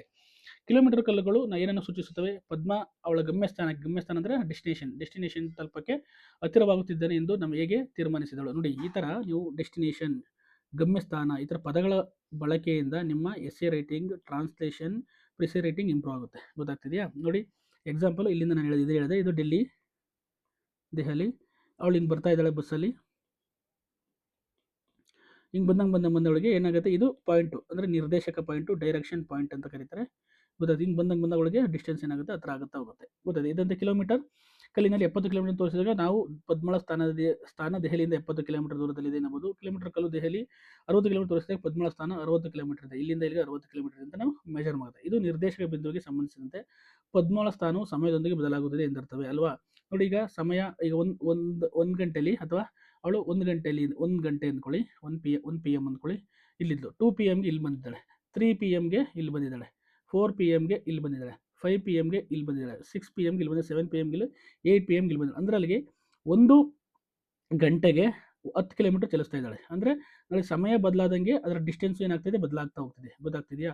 ಡಿಸ್ಟೆನ್ಸು ಬದಲಾಗ್ತಿದೆ. ಅದನ್ನು ಹೇಳ್ತಿರೋದು. ನಿರ್ದೇಶಕ ಬಿಂದುವಿಗೆ ಸಂಬಂಧಿಸಿದ ಪದ್ಮಳ ಸ್ಥಾನವು ಸಮಯದೊಂದಿಗೆ ಬದಲಾಗುತ್ತದೆ ಎಂದರ್ಥ. ವಸ್ತುವಿನ ಸ್ಥಾನವು ನಿರ್ದೇಶಕ ಬಿಂದುವಿಗೆ ಸಂಬಂಧಿಸಿದ ಯಾವಾಗ ಬದಲಾಗುತ್ತದೆ ಮತ್ತು ಚಲಿಸಿದಾಗ ಇದು ಬದಲಾಗುತ್ತದೆ. ನೋಡು, ನಾವು ಇಲ್ಲೇ ಇದ್ರೂ ಏನು ಸ್ಥಾನ ಬದಲಾಗಲ್ಲ, ಬಟ್ ನಾವು ಚಲಿಸ್ತಾ ಬಂದಂಗೆ ನೋಡಿ ಇಲ್ಲಿ ಚಲನೆ ಬಗ್ಗೆ ಇಂಟ್ರಡಕ್ಷನ್ ಕೊಡ್ತಾರೆ. ಚಲನೆ, ಮೋಷನ್ ಬಗ್ಗೆ ಇಂಟ್ರಡಕ್ಷನ್ ಕೊಡ್ತಾರೆ. ಚಲನೆ ಅಂದರೆ ಸಮಯದೊಂದಿಗೆ ಬದಲಾಗುವ ಒಂದು ಉದ್ದದ ಬದಲಾವಣೆ ಅಂತ ಕರಿಬೋದು ನಾವು. ಓಕೆನಾ? ಚಲಿಸುವ ವಸ್ತುಗಳು. ಗೊತ್ತಾಗ್ತಿದೆಯಾ?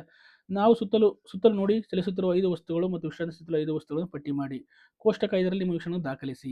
ವಸ್ತುವು ಚಲಿಸುತ್ತಿದ್ದು ನಿಶಾಂತ ಸ್ಥಿತಿಯಲ್ಲಿ ಎಂಬುದು ಹೇಗೆ ತೀರ್ಮಾನಿಸಿದರೆ ಯೋಚಿಸಿ, ನಿಮ್ಮ ವಿವರಣೆಯನ್ನು ಸಮರ್ಥನೆ ಮಾಡಿ. ಅಂದರೆ ಒಂದಷ್ಟು ವಸ್ತುಗಳನ್ನ ಗಮನ ಇಡಿ. ಬಸ್ ಇರ್ಬೋದು, ಕಾರ್ ಇರ್ಬೋದು, ಸೂರ್ಯ ಇರ್ಬೋದು, ಚಂದ್ರ ಇರ್ಬೋದು, ನೀವಿರ್ಬೋದು, ಯಾವ್ಯಾವ ವಸ್ತುಗಳು ಚಲಿಸ್ತಾ ಇದ್ದಾವೆ, ಹಸುಗಳು, ನಾಯಿಗಳು ಚಲಿಸ್ತಾ ಇರ್ತಾವಲ್ಲ, ಅವು ಬರಿತಾ ಹೋಗಿ ನೀವು ಅದನ್ನು ಚಲಿಸ್ತಿದೆ ಅಂತ ಹೆಂಗೆ ಹೇಳ್ತೀರಾ ಅನ್ನೋದನ್ನ ಇವ್ರು ಕೇಳ್ತಾ ಇದ್ದಾರೆ. ಗೊತ್ತಾಗ್ತಿದೆ? ನೋಡಿ ಎಕ್ಸಾಂಪಲು, ಚಲಿಸ್ತಿರೋ ಹೊಲದಲ್ಲಿ ಮೇಯುತ್ತಿರೋ ಹಸು. ಈಗಂತ ಹೊಲ ಇದೆ ಅಂದ್ಕೊಳ್ಳಿ, ಹೊಲದಲ್ಲಿ ಇದೆ ಹಸು, ಇಲ್ಲಿದೆ. ನೀವೇನು ಮಾಡ್ತೀರಿ, ಇಲ್ಲಿ ಒಂದು ಏನಾದರೂ ಒಂದು ಲೈಟ್ ಕಂಬ ಇರುತ್ತೆ ಅಂದ್ಕೊಳ್ಳಿ, ಅದು ಒಂದು ಹಗ್ಗ ಕಟ್ಟಿಬಿಟ್ಟಿರ್ತಾರೆ. ಅದು ಏನಾಗುತ್ತೆ, ಇಲ್ಲಿಂದ ಹಿಂಗೆ ಓಡಾಡ್ಕೊಂಡು ನೀವೇನು ಮಾಡ್ತೀರಾ, ಆ ಕಂಬನ ರೆಫರೆನ್ಸ್ ತಗೊಂಡು ಕಂಬದಿಂದ ಇಲ್ಲಿಗೋಯ್ತು, ಕಂಬದಿಂದ ಇಲ್ಲಿಗೋಯ್ತು, ಕಂಬದಿಂದ ಇಲ್ಲಿಗೋಯ್ತು, ಕಂಬದಿಂದ ಇಲ್ಲಿಗೋಯ್ತು ಅಂತ ನೀವು ರೆಫರೆನ್ಸ್, ಅಂದರೆ ಒಂದು ರೆಫರೆನ್ಸ್ ಪಾಯಿಂಟ್ನ ತಗೊಂತೀರಾ ಒಂದು ವಸ್ತು ಚಲಿಸುತ್ತಿದೆ ಅಂತ ಹೇಳಕ್ಕೆ. ಗೊತ್ತಾಗ್ತಿದೆ? ಇಲ್ಲಾಂದ್ರೆ ವಸ್ತು ಚಲಿಸಿದೆ ಅಂತ ಹೇಳೋಕ್ಕಾಗಲ್ಲ, ಒಂದು ರೆಫರೆನ್ಸ್ ಪಾಯಿಂಟ್ ತಗೊಳ್ಳೇಬೇಕು. ಗೊತ್ತಾಗ್ತಿದೆಯಾ? ಅದನ್ನೇ ಹೇಳಕ್ಕೆ ಕೊಟ್ಟಿದ್ದಾರೆ ಅವರು. ನಿಮ್ಮ ಸಮರ್ಥನೆ ಹೋಲಿಸಿ ವಿಶ್ಲೇಷಿಸಿ. ಒಂದು ವಸ್ತು ಚಲನೆಯಲ್ಲಿದೆಯೇ ಅಥವಾ ವಿಶ್ರಾಂತ ಸ್ಥಿತಿಯಲ್ಲಿ ಎಂಬುದನ್ನು ಹೇಗೆ ನಿರ್ಧರಿಸಲಾಗುತ್ತದೆ? ಒಂದು ವಸ್ತು ಚಲನೆಯಲ್ಲಿದೆ ಅಥವಾ ಚಲನೆ ಇಲ್ಲ ಅಂತ ಹೇಳಕ್ಕೆ ಒಂದು ರೆಫರೆನ್ಸ್ ಪಾಯಿಂಟ್ನ ತಗೊಂತೀವಿ. ಗೊತ್ತಾಗ್ತಿದೆ? ಕಾಲದೊಂದಿಗೆ ನಿರ್ದೇಶಕ ಬಿಂದುವಿಗೆ, ಅಂದರೆ ಅದೇ ನಿರ್ದೇಶಕ ಬಿಂದು, ಏನು ನಾನು ರೆಫರೆನ್ಸ್ ಪಾಯಿಂಟ್ ಅಂತ ಹೇಳಿ ಇದನ್ನ ನಿರ್ದೇಶಕ ಬಿಂದು ಅಂತ ತಗೋಬೋದು ನಾವು. ಗೊತ್ತಾಗ್ತಿದೆಯಾ? ನಿರ್ದೇಶಕ ಬಿಂದುವಿಗೆ ಸಂಬಂಧಿಸಿದಂತೆ ವಸ್ತುವಿನ ಸ್ಥಾನದಲ್ಲಿ ಬದಲಾವಣೆಯಾಗಿದ್ದಲ್ಲಿ ಆ ವಸ್ತು ಚಲನೆಯಲ್ಲಿದೆ ಎಂದು ಹೇಳುತ್ತೇನೆ. ಕಾಲದೊಂದಿಗೆ ನಿರ್ದೇಶಕ ಬಿಂದುವಿಗೆ ಸಂಬಂಧಿಸಿದಂತೆ ವಸ್ತುವಿನ ಸ್ಥಾನದಲ್ಲಿ ಬದಲಾವಣೆಯಾಗಿದ್ದಲ್ಲಿ, ನೋಡಿ ವೆರಿ ಇಂಪಾರ್ಟೆಂಟ್, ಅರ್ಥ ಮಾಡ್ಕೊಳ್ಳಿ. ಕಾಲದೊಂದಿಗೆ ನಿರ್ದೇಶಕ ಬಿಂದುವಿಗೆ ಸಂಬಂಧಿಸಿದಂತೆ ವಸ್ತುವಿನ ಸ್ಥಾನದಲ್ಲಿ ಬದಲಾವಣೆಯಾಗಿದ್ದಲ್ಲಿ ಆ ವಸ್ತುವು ಚಲನೆಯಲ್ಲಿದೆ ಎಂದು ಹೇಳುತ್ತೇವೆ. ಕಾಲದೊಂದಿಗೆ ನಿರ್ದೇಶಕ ಬಿಂದುವಿಗೆ ಸಂಬಂಧಿಸಿದಂತೆ ವಸ್ತುವಿನ ಸ್ಥಾನದಲ್ಲಿ ಬದಲಾವಣೆಯಾಗಿದ್ದಲ್ಲಿ ಆ ವಸ್ತುವು ವಿಶ್ರಾಂತ ಸ್ಥಿತಿಯಲ್ಲಿ ಎಂದು ಹೇಳುತ್ತೇವೆ. ನೋಡಿ ವೆರಿ ಇಂಪಾರ್ಟೆಂಟ್, ಅರ್ಥ ಮಾಡ್ಕೊಳ್ಳಿ. ಒಂದು ನಿರ್ದೇಶಕ ಬಿಂದು ಇದೆ, ಆ ನಿರ್ದೇಶಕ ಬಿಂದುವಿಗೆ ಹೋಲಿಸಿದಾಗ ವಸ್ತುವಿನ ಸ್ಥಾನ ಏನಾದರೂ ಬದಲಾವಣೆ, ನೋಡಿ ಇಲ್ಲಿದೆ ಅಂದ್ಕೊಳ್ಳಿ, 1 ಗಂಟೆಯಲ್ಲಿ ಇಲ್ಲಿದೆ, 2ನೇ ಗಂಟೆಯಲ್ಲಿ ಇಲ್ಲಿ ಹೋಗ್ತಾ ಇದೆ. ಗೊತ್ತಾಗ್ತಿದೆಯಾ? 3ನೇ ಗಂಟೆಯಲ್ಲಿ ಇಲ್ಲಿದೆ. ಅಂದರೆ ಈ ಒಂದು ಇದಕ್ಕೆ ರೆಫರೆನ್ಸ್ ಮಾಡಿದಾಗ ಇಲ್ಲಿಂದ 1 ಮೀಟರ್ ಅಂದ್ಕೊಳ್ಳಿ, ಇಲ್ಲಿಂದ 2 ಮೀಟರ್, ಇಲ್ಲಿಂದ 3 ಮೀಟರ್. ಅಂದರೆ ನೋಡಿ 3 ಗಂಟೆಗೆ 3 ಕಿಲೋಮೀಟರ್ನ ಚಲಿಸಿದೆ. ಗೊತ್ತಾಗ್ತಿದೆಯಾ? ಅಥವಾ 2 ಗಂಟೆಗೆ 2 ಮೀಟರ್ನ ಚಲಿಸಿದೆ, 1 ಗಂಟೆ 1 ಮೀಟರ್ನ ಚಲಿಸಿದೆ. ಅಂದರೆ ಈ ರೆಫರೆನ್ಸ್ ಪಾಯಿಂಟಿಂದ ಏನಾಗುತ್ತೆ, ವಸ್ತು ತನ್ನ ಸ್ಥಾನದಲ್ಲಿ ಬದಲಾವಣೆ ಆಗುತ್ತದೆ. ಅಕಸ್ಮಾತ್ ವಸ್ತು ಇಲ್ಲೇ ಇತ್ತು ಅಂದ್ಕೊಳ್ಳಿ, ವಸ್ತು 1 ಗಂಟೆಲಿ ಇಲ್ಲೇ ಇತ್ತು, 2 ಗಂಟೆಲಿ ಇತ್ತು, 3 ಗಂಟೆಲಿ ಇತ್ತು, ಇಲ್ಲಿ ಕಂಪೇರ್ ಮಾಡಿದ್ರೆ 1 ಮೀಟರ್ಲೇ ಇದೆ ಅಂತ ಅರ್ಥ. ಅದು ಗೊತ್ತಾಗ್ತಿದೆಯಾ? ಹಾಗಾಗಿ ಏನಂತ ಅರ್ಥ ಮಾಡ್ಕೋಬೇಕು, ಒಂದು ನಿರ್ದೇಶಕ ಬಿಂದುವಿನಿಂದ ವಸ್ತುವಿನ ಚಲನೆಯಲ್ಲಿ ಮತ್ತು ಕಾಲದೊಂದಿಗೆ ಬದಲಾವಣೆ ಆದಾಗ ಆ ಒಂದು ಸ್ಥಾನದಲ್ಲಿ ಬದಲಾವಣೆ ಆಗಿದ್ದರೆ ಆವಾಗ ಏನು ಬದಲಾವಣೆ ಆಗಿದ್ರೆ ವಸ್ತು ಚಲನೆ ಇದೆ ಅಂತ ಹೇಳ್ತೀವಿ. ಬದಲಾವಣೆ ಆಗಿಲ್ಲ ಅಂತಂದ್ರೆ ವಸ್ತು ಏನಾಗಿದೆ, ಒಂದು ಸಮಸ್ಥಿತಿಯಲ್ಲಿದೆ ಅಥವಾ ವಿಶ್ರಾಂತ ಸ್ಥಿತಿಯಲ್ಲಿದೆ ಅಂತ ಹೇಳ್ತೀವಿ. ಗೊತ್ತಾಗ್ತಿದೆಯಾ? ಈಗ ಒಂದು ಇದನ್ನು ಹೇಳ್ತಾ ಇದ್ದಾರೆ. ದೀಪ ಬಸ್ಸಿನಲ್ಲಿ ಕುಳಿತು ಸುತ್ತಲೂ ಕಣ್ಣಾಡಿಸಿದಾಗ ಎಲ್ಲ ಪ್ರಯಾಣಿಕರು ಕುಳಿತಿರುವುದನ್ನು ಗಮನಿಸಿದಳು. 1 ನಿಮಿಷ ನಂತರ ಮತ್ತೆ ಅವಳು ನೋಡಿದಾಗ ಇನ್ನೂ ಆಸನದಲ್ಲಿ ಕುಳಿತುಕೊಂಡಿರುವುದು ನೋಡಿದಳು. ಅವರು ಚಲಿಸುತ್ತಿದ್ದಾರೆ ಎಂದು ಅವಳಿಗೆ ಆಶ್ಚರ್ಯವಾಯಿತು. ಪ್ರಯಾಣಿಕರ ಸ್ಥಾನ ಕಾಲದೊಂದಿಗೆ ಬದಲಾಗುತ್ತಿಲ್ಲ ಎಂದು ಅವಳು ತೀರ್ಮಾನಿಸಿದಳು. ಆದ್ದರಿಂದ ಅವರು ನಿಜವಾಗಿಯೂ ವಿಶ್ರಾಂತ ಸ್ಥಿತಿಯಲ್ಲಿದ್ದರು. ಅವಳು ಹೊರಗೆ ನೋಡಿದಾಗ ಹೊರಗಿನ ವಸ್ತುಗಳಿಗೆ ಹೋಲಿಸಿದಾಗ ಅವರ ಸ್ಥಾನವು ಬದಲಾಗುವುದರಿಂದ ಅವರು ಚಲನೆಯಿದ್ದರು ಎಂದು ಅವಳಿಗೆ ಅನಿಸಿತು. ಈಗ ಬಸ್ಸಲ್ಲಿ ಹೋಗ್ಬೇಕಾದ್ರೆ ನೀವು ನೋಡ್ತಾ ಇರ್ತೀರಾ, ಗೊತ್ತಾಗ್ತಿದೆಯಾ? ಪಕ್ಕದಲ್ಲಿರೋ ಬಸ್ಸು ನಿಮ್ಗೇನಾದ್ರು ಪಕ್ಕದಲ್ಲಿರೋ ಇನ್ನೊಂದು ಬಸ್ ಬಂತು ಅಂತಂದರೆ ನಿಂಗೆ ಪಾಸ್ ಆದಾಗ ಏನಾಗುತ್ತೆ, ಆ ಬಸ್ಸಲ್ಲಿರೋ ಇವರು ಏನಾಗಿದೆ, ಸ್ಥಿರವಾಗಿದ್ದಾರೆ ಅಂತ ಅನ್ಸುತ್ತೆ. ಗೊತ್ತಾಗ್ತಿದೆಯಾ? ಹಾಗಾಗಿ ನಾವು ಯಾವುದನ್ನ ರೆಫರೆನ್ಸ್ ಆಗಿ ತಗೊಂತೀವಿ ಅದನ್ನ ನಾವು ಕನ್ಸಿಡರ್ ಮಾಡ್ತೀವಿ. ವಸ್ತು ಚಲನೆಯಲ್ಲಿಯೇ ಇದೆ ಅಥವಾ ವಿಶ್ರಾಂತ ಸ್ಥಿತಿಯಲ್ಲಿದೆಯೇ ಎಂಬುದನ್ನು ನಿರ್ದೇಶಿಸಲು ನಿರ್ದೇಶಕ ಬಿಂದು ಮುಖ್ಯವಾಗಿರುತ್ತದೆ. ದೀಪಾಳು ನನ್ನನ್ನು ಒಂದು ನಿರ್ದೇಶಕ ಬಿಂದುವನ್ನು ಪರಿಗಣಿಸಿದರೆ, ಅಂದರೆ ದೀಪ ಈಗ ಕೂತಿದ್ದಾಳೆ ಬಸ್ಸಲ್ಲಿ, ಅವಳು ತನ್ನನ್ನು ನಿರ್ದೇಶಕ ಬಿಂದು ಅನಿಸಿದರೆ ಬೇರೆ ವಸ್ತುಗಳನ್ನ ಏನಾಗುತ್ತೆ, ಚಲಿಸ್ತಾ ಇದ್ರೆ ಚಲನೆಯಲ್ಲಿದ್ದಾವೆ ಅಂದ್ಕೊಂತಾಳೆ, ಚಲಿಸಿಲ್ಲ ಅಂದರೆ ಅವಳು ಏನಾದ್ರೆ ಅವು ವಿಶ್ರಾಂತ ಸ್ಥಿತಿಯಲ್ಲಿದ್ದಾವೆ ಅಂತ ಅಂದ್ಕೊಳ್ಳೆ.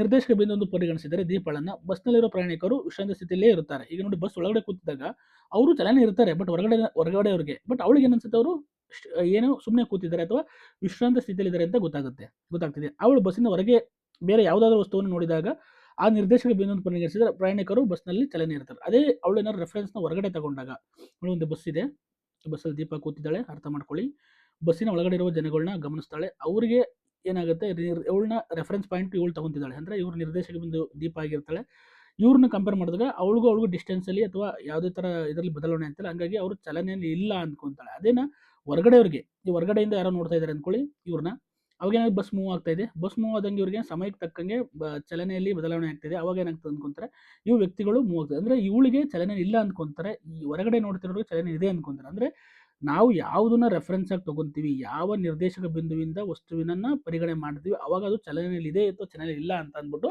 ನಮಗೆ ಅರ್ಥ ಆಗುತ್ತೆ. ಗೊತ್ತಾಗ್ತಿಲ್ವಾ? ಶಾಂತವಾಗಿರುವ ಸಮುದ್ರದಲ್ಲಿ ನೀವು ಹಡಗಿನಲ್ಲಿ ಸ್ಥಿರ ವೇಗದಲ್ಲಿ ನೇರವಾಗಿ ಚಲಿಸುತ್ತಿದ್ದೀರಿ ಎಂದಿಟ್ಟುಕೊಳ್ಳೋಣ. ಹಡಗಿನಲ್ಲಿ ಯಾವುದೇ ಕಿಟಕಿಗಳಿಲ್ಲ ಎಂದುಕೊಳ್ಳೋಣ. ಹಡಗು ಚಲಿಸುತ್ತಿದೆಯೇ ಅಥವಾ ವಿಶ್ರಾಂತ ಸ್ಥಿತಿಯಲ್ಲಿದೆ ಎಂಬುದನ್ನು ತಿಳಿಯಲು ಯಾವುದಾದ್ರು ದಾರಿ ಇದೆಯೇ? ನೋಡಿ ಏನು ಹೇಳ್ತಾ ಇದ್ದಾರೆ ಅಂದರೆ, ಈಗ ಒಂದು ಹಡಗು, ಯೋಚಿಸಿ ನಂಗೆ ಆನ್ಸರ್ ಮಾಡಿ, ಕಮೆಂಟ್ ಮಾಡಿ. ಒಂದು ಹಡಗು ಇದೆ, ಯಾವುದೇ ಥರ ಕಿಟಕಿಗಳಿಲ್ಲ, ಸಮುದ್ರದಲ್ಲಿ ಚಲಿಸ್ತಾ ಇದೆ, ಗೊತ್ತಾಗ್ತಿದೆ, ಸಮುದ್ರ ಚಲಿಸ್ತಾ ಇದೆ. ಆದರೆ ನೀವು ಒಳಗಡೆ ಇದ್ದೀರಾ, ಇದು ಟ್ರಿಕ್ ಇದೆ, ಚೆನ್ನಾಗಿದೆ ನೋಡಿ. ಇದು ಚಲನೆಯಲ್ಲಿ ಇದೆಯೋ ಇಲ್ವೋ ಅಂತ ನಿಮಗೆ ಹೆಂಗೆ ಗೊತ್ತಾಗುತ್ತೆ? ಇದನ್ನ ಕ್ವಶನ್. ಶಾಂತವಾಗಿರೋ ಸಮುದ್ರದಲ್ಲಿ ನೀವು ಹಡಗಿನ ಸ್ಥಿರ ವೇಗದಲ್ಲಿ, ಅಂದರೆ ಕಾನ್ಸ್ಟೆಂಟ್ ಸ್ಪೀಡಲ್ಲಿ ಹೋಗ್ತಾ ಇದೆ. ಕಾನ್ಸ್ಟೆಂಟ್ ಸ್ಪೀಡ್ ಅಂದರೆ 1 ಕಿಲೋಮೀಟರ್ 1 ಗಂಟೆಗೆ 1 ಕಿಲೋಮೀಟರ್ ಹೋಗ್ತಾ ಇದೆ ಅಂದ್ಕೊಳ್ಳಿ. ಆವಾಗ ಅದು ನಿಮಗೆ ಚಲಿಸ್ತದೆ ಇದೆಯೋ ಅಥವಾ ಹಡಗು ಚಲಿಸ್ತಾ ಇಲ್ವೋ ಅಂತ ನೀವು ಕಿಟಕಿ ನೋಡಿದಾಗ ಗೊತ್ತಾಗುತ್ತೆ. ಯಾಕೆ ಕಿಟಕಿಯಲ್ಲಿ ನೋಡಿದಾಗ ಏನಾಗುತ್ತೆ, ಅಲ್ಲಿ ಮೂವ್ ಆಗ್ತಿರೋದು ಕಾಣಿಸುತ್ತೆ, ಬಟ್ ಕಿಟಕಿಗಳು ಯಾವೂ ಇಲ್ಲ. ಆದರೆ ಇದು ಚಲನೆಯಲ್ಲಿ ಇದೆಯೋ ವಿಶ್ರಾಂತ ಸ್ಥಿತಿಯಲ್ಲಿ ಇದೆಯೋ ಅಂತ ನೀವು ಹೆಂಗೆ ಗೊತ್ತಾಗುತ್ತೆ? ನೀವು ಸ್ವಲ್ಪ ನನಗೆ ಕಮೆಂಟ್ ಮಾಡಿ ಹೇಳ್ಬೇಕಾಗುತ್ತೆ. ಗೊತ್ತೈತೆ ನೋಡಿ. ನೆಕ್ಸ್ಟ್ ವೆರಿ ಇಂಪಾರ್ಟೆಂಟ್, ಚಲನೆಯ ವಿಧಗಳು. Very very very very important. ಯಾಕೆಂತಂದರೆ ಚಲನೆಯ ವಿಧಗಳು ಇದೇನು ಟೈಪ್ಸ್ ಆಫ್ ಮೋಷನ್ ಅಂತ ಏನು ಕರೀತಾರೆ, ಇದು ನಿಮ್ಮ ಬೇಸಿಕ್ ಕಾನ್ಸೆಪ್ಟ್ಸು ಇದಾಗಕ್ಕೆ important. Types of motion. Next, ಅಳಿಸುವ ರಬ್ಬರನ್ನು ತೆಗೆದುಕೊಳ್ಳಿ, ನಿರ್ದಿಷ್ಟ ಎತ್ತರದಿಂದ ಬೀಳಿಸಿ, ಅದರ ಚಲನೆಯನ್ನು ಗಮನಿಸಿ. ಇದು ಸರಳ ರೇಖೆಯಲ್ಲಿ ಚಲಿಸುತ್ತಿದೆ. ಕಿತ್ತಳೆ ಹಣ್ಣು ಮರದಿಂದ ಬೀಳುವಾಗ ಸರಳ ರೇಖೆಯಲ್ಲಿ ಚಲಿಸುತ್ತಿದೆ. ಗಣರಾಜ್ಯೋತ್ಸವದಿಂದ ಮೆರವಣಿಗೆ ನೀವು ನೋಡಿದ್ದೀರಾ? ಮೆರವಣಿಗೆಯಲ್ಲಿ ವಿದ್ಯಾರ್ಥಿಗಳು ಪ್ರಶಂಸನೆ ಮಾಡೋದನ್ನು ನೆನಪಿಸಿಕೊಳ್ಳಿ. ಅವರ ಪಥ ಸರಳ ರೇಖೆಯಲ್ಲಿ ಇರುತ್ತದೆ. ನೋಡಿ, ಗೊತ್ತಾಗ್ತದೆ. ಸ್ಟ್ರೈಟ್ ಲೈನ್ ಆಫ್ ಮೋಷನ್ ಬಗ್ಗೆ ಹೇಳ್ತಾ ಇದ್ದಾರೆ. ನೇರ ಚಲನೆ, ಗೊತ್ತಾಗ್ತದೆ. ಸರಳ ರೇಖೆ ಚಲನೆ, ಗೊತ್ತಾಗ್ತಿದೆ. ಭಾರವಾದ ಪೆಟ್ಟಿಗೆ ತಳ್ಳಿದಾಗ ಅದು ಕೂಡ ಸರಳ ರೇಖೆಯಲ್ಲಿ ಚಲಿಸಬಹುದು. ವಸ್ತು ಒಂದು ಸರಳ ರೇಖೆಯಲ್ಲಿ ಚಲಿಸುತ್ತಿದ್ದರದನ್ನು ಸರಳ ಚಲನೆಯನ್ನು ಸರಳ ರೇಖಾತ್ಮಕ ಚಲನೆ ಎಂದು ನಾವು ಕರೆಯುತ್ತೇವೆ. ಗೊತ್ತಾಗ್ತಿದೆ. ಈ ರೀತಿಯ ಚಲನೆಗಳು ನಿಮ್ಮ ದಿನನಿತ್ಯ ಜೀವನದಲ್ಲಿ ಏನಂತ ಕರೀತಾರೆ, ಎಲ್ಲಿ ಕಂಡು ಬರುತ್ತವೆ ನನಗೆ ಕಮೆಂಟ್ ಮಾಡೋದಿಲ್ಲ. ಲೀನಿಯರ್ ಮೋಷನ್ ಅಂತ ಕರಿತೀವಿ, ಅಂದರೆ ಸರಳ ರೇಖಾತ್ಮಕ ಚಲನೆ. ಗೊತ್ತಾಗ್ತಿದೆಯಾ? ನೋಡಿ, ಬಾಕ್ಸ್ನ ತಳ್ಳಿದಾಗ ಸ್ಟ್ರೈಟ್ ಲೈನ್ ಆಗುತ್ತೆ, ಮರದಿಂದ ಹಣ್ಣು ಬಿದ್ದಾಗ ಸ್ಟ್ರೈಟ್ ಬೀಳುತ್ತೆ, ಒಂದು ರಬ್ಬರ್ನ ಬಿಟ್ಟು ಸ್ಟ್ರೈಟ್ ಬೀಳುತ್ತೆ. ನೀವು ಹೋಗ್ಬೇಕಾದ್ರೂ ಏನಾಗುತ್ತೆ, ಮಾರ್ಕ್ ಫಾಸ್ಟ್ ಮಾಡೋದು. ಸೊ ಇದನ್ನ ಸರಳ ರೇಖಾತ್ಮಕ ಚಲನೆ ಅಂತ ಕರಿತೀವಿ, ಲೀನಿಯರ್ ಮೋಷನ್. ಆದರೆ ವಸ್ತುಗಳು ಯಾವಾಗಲೂ ಸರಳ ರೇಖೆಯಲ್ಲಿ ಚಲಿಸುತ್ತವೆ. ನೀವು ಜೋಕಾಲಿ ಮತ್ತು ಮೇರಿಗೋ ರೌಂಡ್ನಲ್ಲಿ ಆಡಿ ಸಂತೋಷ ಪಟ್ಟಿರಬಹುದು. ಈ ಚಲನೆಯು ರೇಖೆಯ ಚಲನೆಯೇ. ನೋಡಿ, ನೀವು ಎಲ್ಲ ಚಲನೆಗಳು ರೇಖಾತ್ಮಕವಾಗಿರಲ್ಲ, ಕೆಲವು ರೌಂಡು ಇರುತ್ತವೆ, ಕೆಲವು ಸರ್ಕ್ಯುಲರ್ ಇರುತ್ತವೆ. ಗೊತ್ತಾಗ್ತಿದೆ. ಅದೇ ರೀತಿ ಮೇರಿಗೋ ರೌಂಡ್ನಲ್ಲಿ ಏನು ಗೊತ್ತಾ, ಹಿಂಗೆ ಪಾರ್ಕಲ್ಲಿ ಇರುತ್ತೆ ಗೊತ್ತಾ, ಇಲ್ಲಿ ಕೂತಿರ್ತೀರಾ ನೀವು, ಇರೋ ಮಧ್ಯದಲ್ಲಿ ಹಿಂಗೆ ಸುತ್ತಾ ಇರುತ್ತೆ ಗೊತ್ತಾ, ಅಥವಾ ಕುದುರೆ ಹಿಂಗಿರುತ್ತೆ, ಇಲ್ಲಿ ಜಾತ್ರೆಗಳನ್ನು ನೋಡಿರ್ತೀರ, ಹಿಂಗೆ ರೌಂಡ್ ಆಗ್ತಾ ಇರುತ್ತೆ. ಗೊತ್ತಾಗ್ತಿದೆಯಾ? ನೋಡಿ, ಇದೇ ರೀತಿ ರಬ್ಬರನ್ನು ಒಂದು ದಾರದ ತುದಿ ಕಟ್ಟಿ, ದಾರದ ಇನ್ನೊಂದು ತುದಿಯನ್ನು ಕೈಯಲ್ಲಿ ಹಿಡಿದು ಅದನ್ನು ತಿರುಗಿಸಿ ಅದರ ಚಲನೆಯನ್ನು ವೀಕ್ಷಿಸಿ. ರಬ್ಬರ್ನ ಚಲನೆ ಮೇರಿ ಗ್ರೌಂಡ್ನ ಚಲನೆ ಅಂತಿದೆಯೇ, ಅಥವಾ ವಸ್ತು ವೃತ್ತಿಯ ಪದದಲ್ಲಿ ಚಲಿಸುತ್ತಿದ್ದಾಗ ಅದರ ಚಲನೆಯನ್ನು ವೃತ್ತಿಯ ಚಲನೆ ಅಂತ. ನೋಡಿ, ವೆರಿ ವೆರಿ ಇಂಪಾರ್ಟೆಂಟ್. ನಿಮಗೆ ಬೇಕಾದ್ರೆ ಕಾನ್ಸೆಪ್ಟ್ ಇಲ್ಲಿ ಬಂತು, ಗೊತ್ತಾಗ್ತದೆ ಎಕ್ಸಾಮ್ಗೆ. ವಸ್ತುವು ವೃತ್ತಿಯ ಪಥದಲ್ಲಿ ಚಲಿಸುತ್ತಿದ್ದಾಗ ಅದರ ಚಲನೆಯನ್ನು ವೃತ್ತಿಯ ಚಲನೆ ಅಂತ ಎನ್ನುತ್ತೇವೆ. ಒಂದೇ ಚಲನೆ ಗೊತ್ತಾಯಿತು, ಏನು? ಒಂದೇ ಲೀನಿಯರ್ ಮೋಷನ್ ಅಥವಾ ಸರಳ ರೇಖಾತ್ಮಕ ಚಲನೆ. ಏನಂತಂದರೆ, ಒಂದು ವಸ್ತು ಸರಳ ರೇಖೆಯಲ್ಲಿ ಚಲಿಸುತ್ತಿದ್ದರೆ ಅದರ ಚಲನೆಯನ್ನು ಸರಳ ರೇಖಾತ್ಮಕ ಚಲನೆ ಎನ್ನುತ್ತೇವೆ. ಇದು ಒಂದು ಫಸ್ಟ್ ಒನ್, ನಿಮಗೆ ಬೇಕಾಗಿರೋದು ಎಕ್ಸಾಮ್ನ ಪಾಯಿಂಟ್ ಆಫ್ ದೃಷ್ಟಿಯಿಂದ. ಎರಡನೇದು, ನಾನು ಇಲ್ಲೇನು ವಸ್ತುವು ಒಂದು ವೃತ್ತಿಯ ಪಥದಲ್ಲಿ ಚಲಿಸುತ್ತಾಗ ಅದರ ಚಲನೆಯನ್ನು ವೃತ್ತಿಯ ಚಲನೆ ಅಂತ ಕರಿತೀವಿ. ನಾವೀಗ ಒಂದು ದಾರದ ತುದಿಗೆ ರಬ್ಬರನ್ನು ಕಟ್ಟಿ, ದಾರದ ಮತ್ತೊಂದು ತುದಿಯನ್ನು ಕೈಯಲ್ಲಿ ಭದ್ರವಾಗಿಟ್ಟು ಇನ್ನೊಂದು ಕೈಯನ್ನು ಉಪಯೋಗಿಸಿ ದಿಕ್ಕಿ ತಿರುಗಿಸಿ ನಂತರ ಬಿಡಿಗೊಳಿಸಿ, ಅಲ್ಲಿಂದ ಅದು ಹಿಂದಕ್ಕೆ ಮುಂದಕ್ಕೆ ಚಲಿಸುವ ಪ್ರಾರಂಭಿಸಿದ ಚಲನೆಯನ್ನು ಉಯ್ಯಾಲೆಯ ಚಲನೆಯನ್ನು ಹೋಲುತ್ತಿದೆ. ವಸ್ತುವನ್ನು ನಿರ್ದಿಷ್ಟ ತಾಣದಿಂದ ಹಿಂದಕ್ಕೆ ಮುಂದಕ್ಕೆ ಚಲಿಸಿದಂತಹ ಚಲನೆಯನ್ನು ಆಂದೋಲನ ಚಲನೆ ಅಂತ. Very important, third one. ಗೊತ್ತಾಗ್ತಿದೆಯಾ? ಒಂದು ವಸ್ತುವು ಅರ್ಥ ಮಾಡ್ಕೊಳ್ಳಿ, ಒಂದು ವಸ್ತುವು ನಿರ್ದಿಷ್ಟ ಸ್ಥಾನದಿಂದ ಹಿಂದಕ್ಕೆ ಮುಂದಕ್ಕೆ, ಗೊತ್ತಾಗ್ತಿದೆಯಾ? ಒಂದು ಎಕ್ಸಾಂಪಲ್ ಗಡಿಯಾರದ್ದು ಇಲ್ಲಿಂದ ಇರುತ್ತೆ ಅಂದ್ಕೊಳ್ಳಿ, ಹಿಂಗೆ ಹಿಂಗೆ ಹಿಂಗೆ ಹಿಂಗೆ ಆಗ್ತಾ ಇರುತ್ತೆ ನೋಡಿ, ಹಿಂಗೆ ಆಡ್ತಾ ಇರುತ್ತೆ. ಇದನ್ನೇನಂತ ಕರಿತೀವಿ ನಾವು? ಆಂದೋಲನ ಚಲನೆ ಅಂತ ಕರಿತೀವಿ. ಗೊತ್ತಾಗ್ತಿದೆಯಾ ನೋಡಿ? ಇದು ಇಲ್ಲಿ ರಬ್ಬರ್ ಕಟ್ಟಿ ಇಲ್ಲಿಂದ ಬಿಡ್ತೀರಾ, ಹಿಂಗೋಗಿ ಹಿಂಗೆ ಬರುತ್ತೆ, ಹಿಂಗೋಗಿ ಹಿಂಗೆ ಬರುತ್ತೆ. ಇದೇ ರೀತಿ ನೀವು ಉಯ್ಯಾಲೆ ಆಡಬೇಕು, ಹಿಂಗೋಗಿ ಹಿಂಗೆ ಬರ್ತೀರಿ, ಹಿಂಗೋಗಿ ಹಿಂಗೆ ಬರ್ತೀರಾ. ಇದನ್ನೇನಂತಾರೆ? ಆಂದೋಲನ ಚಲನೆ ಏನಂತ ಕರಿತೀವಿ? ಆಂದೋಲನ ಚಲನೆ. ಅದನ್ನ ಸರ್ಕ್ಯುಲರ್ ಮೋಷನ್, ಇದನ್ನ ಸರ್ಕ್ಯುಲರ್ ಮೋಷನ್ ಅಂತ ಕರಿತೀವಿ. ಯಾವುದನ್ನ? ಇದನ್ನ ಸರ್ಕ್ಯುಲರ್. ಇಂಗ್ಲೀಷಲ್ಲೂ ತಿಳ್ಕೊಂಡಿರ್ಬೇಕು, ಕನ್ನಡದಲ್ಲಿ ತಿಳ್ಕೊಂಡಿರ್ಬೇಕು. Circular motion, ಗೊತ್ತಾಗ್ತಿದೆಯಾ? ಇನ್ನು ಆಸಿಲೇಟೆಡ್ ಮೋಷನ್ ಅಂತ ಕರಿತೀವಿ ಇನ್ನೊಂದನ್ನ, ಗೊತ್ತಾಗ್ತಿದೆಯಾ? ಇದನ್ನ ಆಸಿಲೇಟರಿ ಮೋಷನ್ ಅಂತ ಕರಿತೀವಿ. ಇದನ್ನು ಯಾವುದನ್ನು? Oscillatory motion. ಇದನ್ನು ಇಲ್ಲಿ ಆಂದೋಲನ, ಇದನ್ನ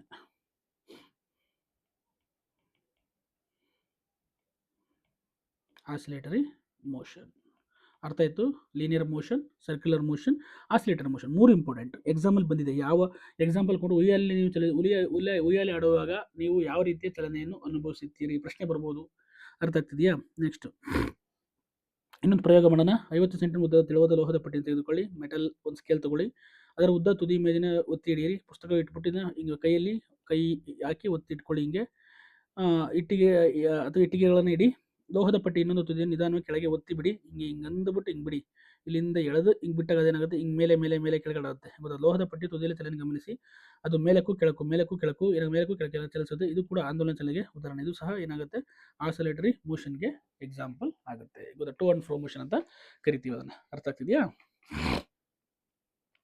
oscillatory motion, to fro motion ಅಂತ ಕರಿತಾರೆ. ನೆಕ್ಸ್ಟ್, ಒಂದು ವಸ್ತು ನಿಗದಿತ ಕಾಲಾನುಕ್ರಮದಲ್ಲಿ, ವೆರಿ ಇಂಪಾರ್ಟೆಂಟ್, ಒಂದು ವಸ್ತು ನಿಗದಿತ ಕಾಲಾನುಕ್ರಮದಲ್ಲಿ ತನ್ನ ಚಲನೆಯ ಪಥವನ್ನು ಪುನರಾವರ್ತಿಸಿದರೆ ಅಂತಹ ಚಲನೆಯನ್ನು ಆವರ್ತಕ ಚಲನೆ. ಗೊತ್ತಾಗ್ತಿದೆಯಾ? ಅದನ್ನೇನಂತ ಕರಿತೀವಿ? Circular motion. ಗೊತ್ತಾಗ್ತಿದೆ? ಸೆಟ್ ಬಿ ಪೀರಿಯಾಡಿಕ್ ಅಂತ ಕರಿತೀವಿ ಅದನ್ನು. ಪೀರಿಯಾಡಿಕ್ ಅಂದರೆ ಒಂದು ಸಮಯಕ್ಕೆ ತಕ್ಕಂಗೆ. ಅದೇ ಈಗ ನೋಡಿ ಎಕ್ಸಾಂಪಲ್ಲು, ಒಂದು ಒಂದು ಒಂದು ದಾರ ಕಟ್ಟಿದೀವಿ, ಏನು ಇಲ್ಲಿ ಇದನ್ನ ಏನು ಒಂದು ಇದು ಇಲ್ಲಿಂದ ಬಿಡ್ತೀವಿ ಅಂದ್ಕೊಳ್ಳಿ. ಇಲ್ಲಿಂದ ಬಿಟ್ಟಾಗ ಹೋಗಿ ಇಲ್ಲೇ ಬರುತ್ತೆ. ಒಂದು ನಿಮಿಷಕ್ಕೆ ಒಂದು ಸೆಕೆಂಡ್ಗೆ ಇದು ಇಲ್ಲಿಗೆ ಹೋಗಿ ಇಲ್ಲಿ ಬರುತ್ತೆ. ಅದೇ ರೀತಿ ಇನ್ನೊಂದು ಸೆಕೆಂಡ್ಗೆ ಅಲ್ಲೇ ಹೋಗಿ ಅಲ್ಲಿ ಬರುತ್ತೆ. ಈ ರೀತಿ ಚಲನೆಯನ್ನು ಪೀರಿಯಡಿಕ್ ಮೋಷನ್ ಅಂತ ಕರಿತೀವಿ. ಗೊತ್ತಾಗ್ತಿದೆ? ಆವರ್ತಕ ಚಲನೆ. ಆವರ್ತಕ ಚಲನೆ. ಆವರ್ತಕ ಚಲನೆ ಎಲ್ಲಿ ಕಂಡು ಬರುತ್ತೆ ಅಂದರೆ ನಾವು ಸೂರ್ಯನಲ್ಲಿ ಕಂಡು ಬರುತ್ತೆ. ಸೂರ್ಯ ಚಂದ್ರಗಳಲ್ಲಿ, ಅಂದರೆ ಚಂದ್ರ ಭೂಮಿ ಸುತ್ತ ಸುತ್ತೋದು, ಭೂಮಿ ಚಂದ್ರನ ಸುತ್ತ ಸುತ್ತೋದು, ಇವೆಲ್ಲ ಪೀರಿಯಡಿಕ್ ಮೋಷನ್ಸ್ ಅಂತ ಕರಿತೀವಿ. ವಸ್ತುವು ವೃತ್ತೀಯ ಚಲನೆಯಲ್ಲಿದ್ದರೆ ಅದು ವೃತ್ತೀಯ ಪಥದಲ್ಲಿ ಪುನಃ ಚಲಿಸುತ್ತದೆ. ವಸ್ತುವು ಆಂದೋಲನ ಚಲನೆಯಲ್ಲಿದ್ದರೂ ಸಹ ಅದು ಚಲನೆ ಹಿಂದಕ್ಕೂ ಮತ್ತು ಮುಂದಕ್ಕೂ ಪುನರಾವರ್ತದೆ. ವೃತ್ತೀಯ ಮತ್ತು ಆಂದೋಲನ ಚಲನೆ ಆವರ್ತಕವಾಗಿರುತ್ತದೆ. ನೋಡಿ, very very important. Both circular and oscillatory motions are periodic in nature. Periodic ಅಂದರೆ ಒಂದೇ. ನೋಡಿ, ಇಲ್ಲಿ ನಾವು ಒಂದು ಸ್ಕೇಲ್ ಇಟ್ಟು ಅದನ್ನ ಹಿಂಗೆ ಬೆಂಡ್ ಮಾಡಿಬಿಟ್ಟಾಗ ಅದು ಹಿಂಗೆ ಮೇಲೆ ಮೇಲೆ ಕೆಳಗಡುತ್ತಲ್ವಾ, ಅದು ಎರಡೂ ಸಹ ಪೀರಿಯಡಿಕ್. ಅಂದರೆ ಇಲ್ಲಿ ಹೋಗಿ ಇಲ್ಲಿ ಬರುತ್ತೆ. ಒಂದೇ ಸಮಯದಲ್ಲಿ ಮೋಷನ್ನ ಕಂಪ್ಲೀಟ್ ಮಾಡುತ್ತೆ. ಅದಕ್ಕೆ ಏನಂತ ಕರೀತಾರೆ? ಈ ಆಬ್ಜೆಕ್ಟ್ ರಿಪೀಟ್ಸ್ ಇಟ್ಸ್ ಪಾತ್. ನೋಡಿ, ಒಂದೇ ಪಾತಲ್ಲಿ ರಿಪೀಟ್ ಆಗುತ್ತೆ. ಅಥವಾ ಹಿಂಗೋಗಿ ಈ ಥರ ನಾವು ಬಾಲ್ನ ಕಟ್ಟಿಬಿಟ್ಟಾಗ ಈ ರೀತಿ ಆಗುತ್ತೆ. ಅಂದರೆ ಅದು ಒಂದೇ ಪಾತಲ್ಲಿ ಏನಾಗುತ್ತೆ? ಅದು ಟೈಮ್ ಇಂಟರ್ವಲ್ಲಿ ಬರುತ್ತೆ. ಹಾಗಾಗಿ ಅದನ್ನು ತನ್ನ ಪಾತ್ನ ರಿಪೀಟ್ ಮಾಡುತ್ತೆ. ಗೊತ್ತಾಗ್ತಿದೆಯಾ? ಅದಕ್ಕೋಸ್ಕರ ಅದನ್ನು ಏನಂತ ಕರಿತೀವಿ? ಪೀರಿಯಡಿಕ್ ಮೋಷನ್ ಅಂತ ಕರಿತೀವಿ. ಗೊತ್ತಾಗ್ತಿದೆಯಾ? ನೆಕ್ಸ್ಟ್, ಪೀರಿಯಡಿಕ್ ಮೋಷನ್ ಬಗ್ಗೆ ಗೊತ್ತಾಯ್ತು. ಆವರ್ತಕ ಚಲನೆ ನಿಮ್ಗೆ ಎಷ್ಟು? ಇದು 5ನೇದು. 1ನೇದು 5ನೇದು ಗೊತ್ತಾಯಿತು. ನೆಕ್ಸ್ಟ್ ಆಸಿಲೇಟರಿ ಮೋಷನ್ ಸರಿ, 4ನೇದು ಇದು ಗೊತ್ತಾಗ್ತಿದೆಯಾ?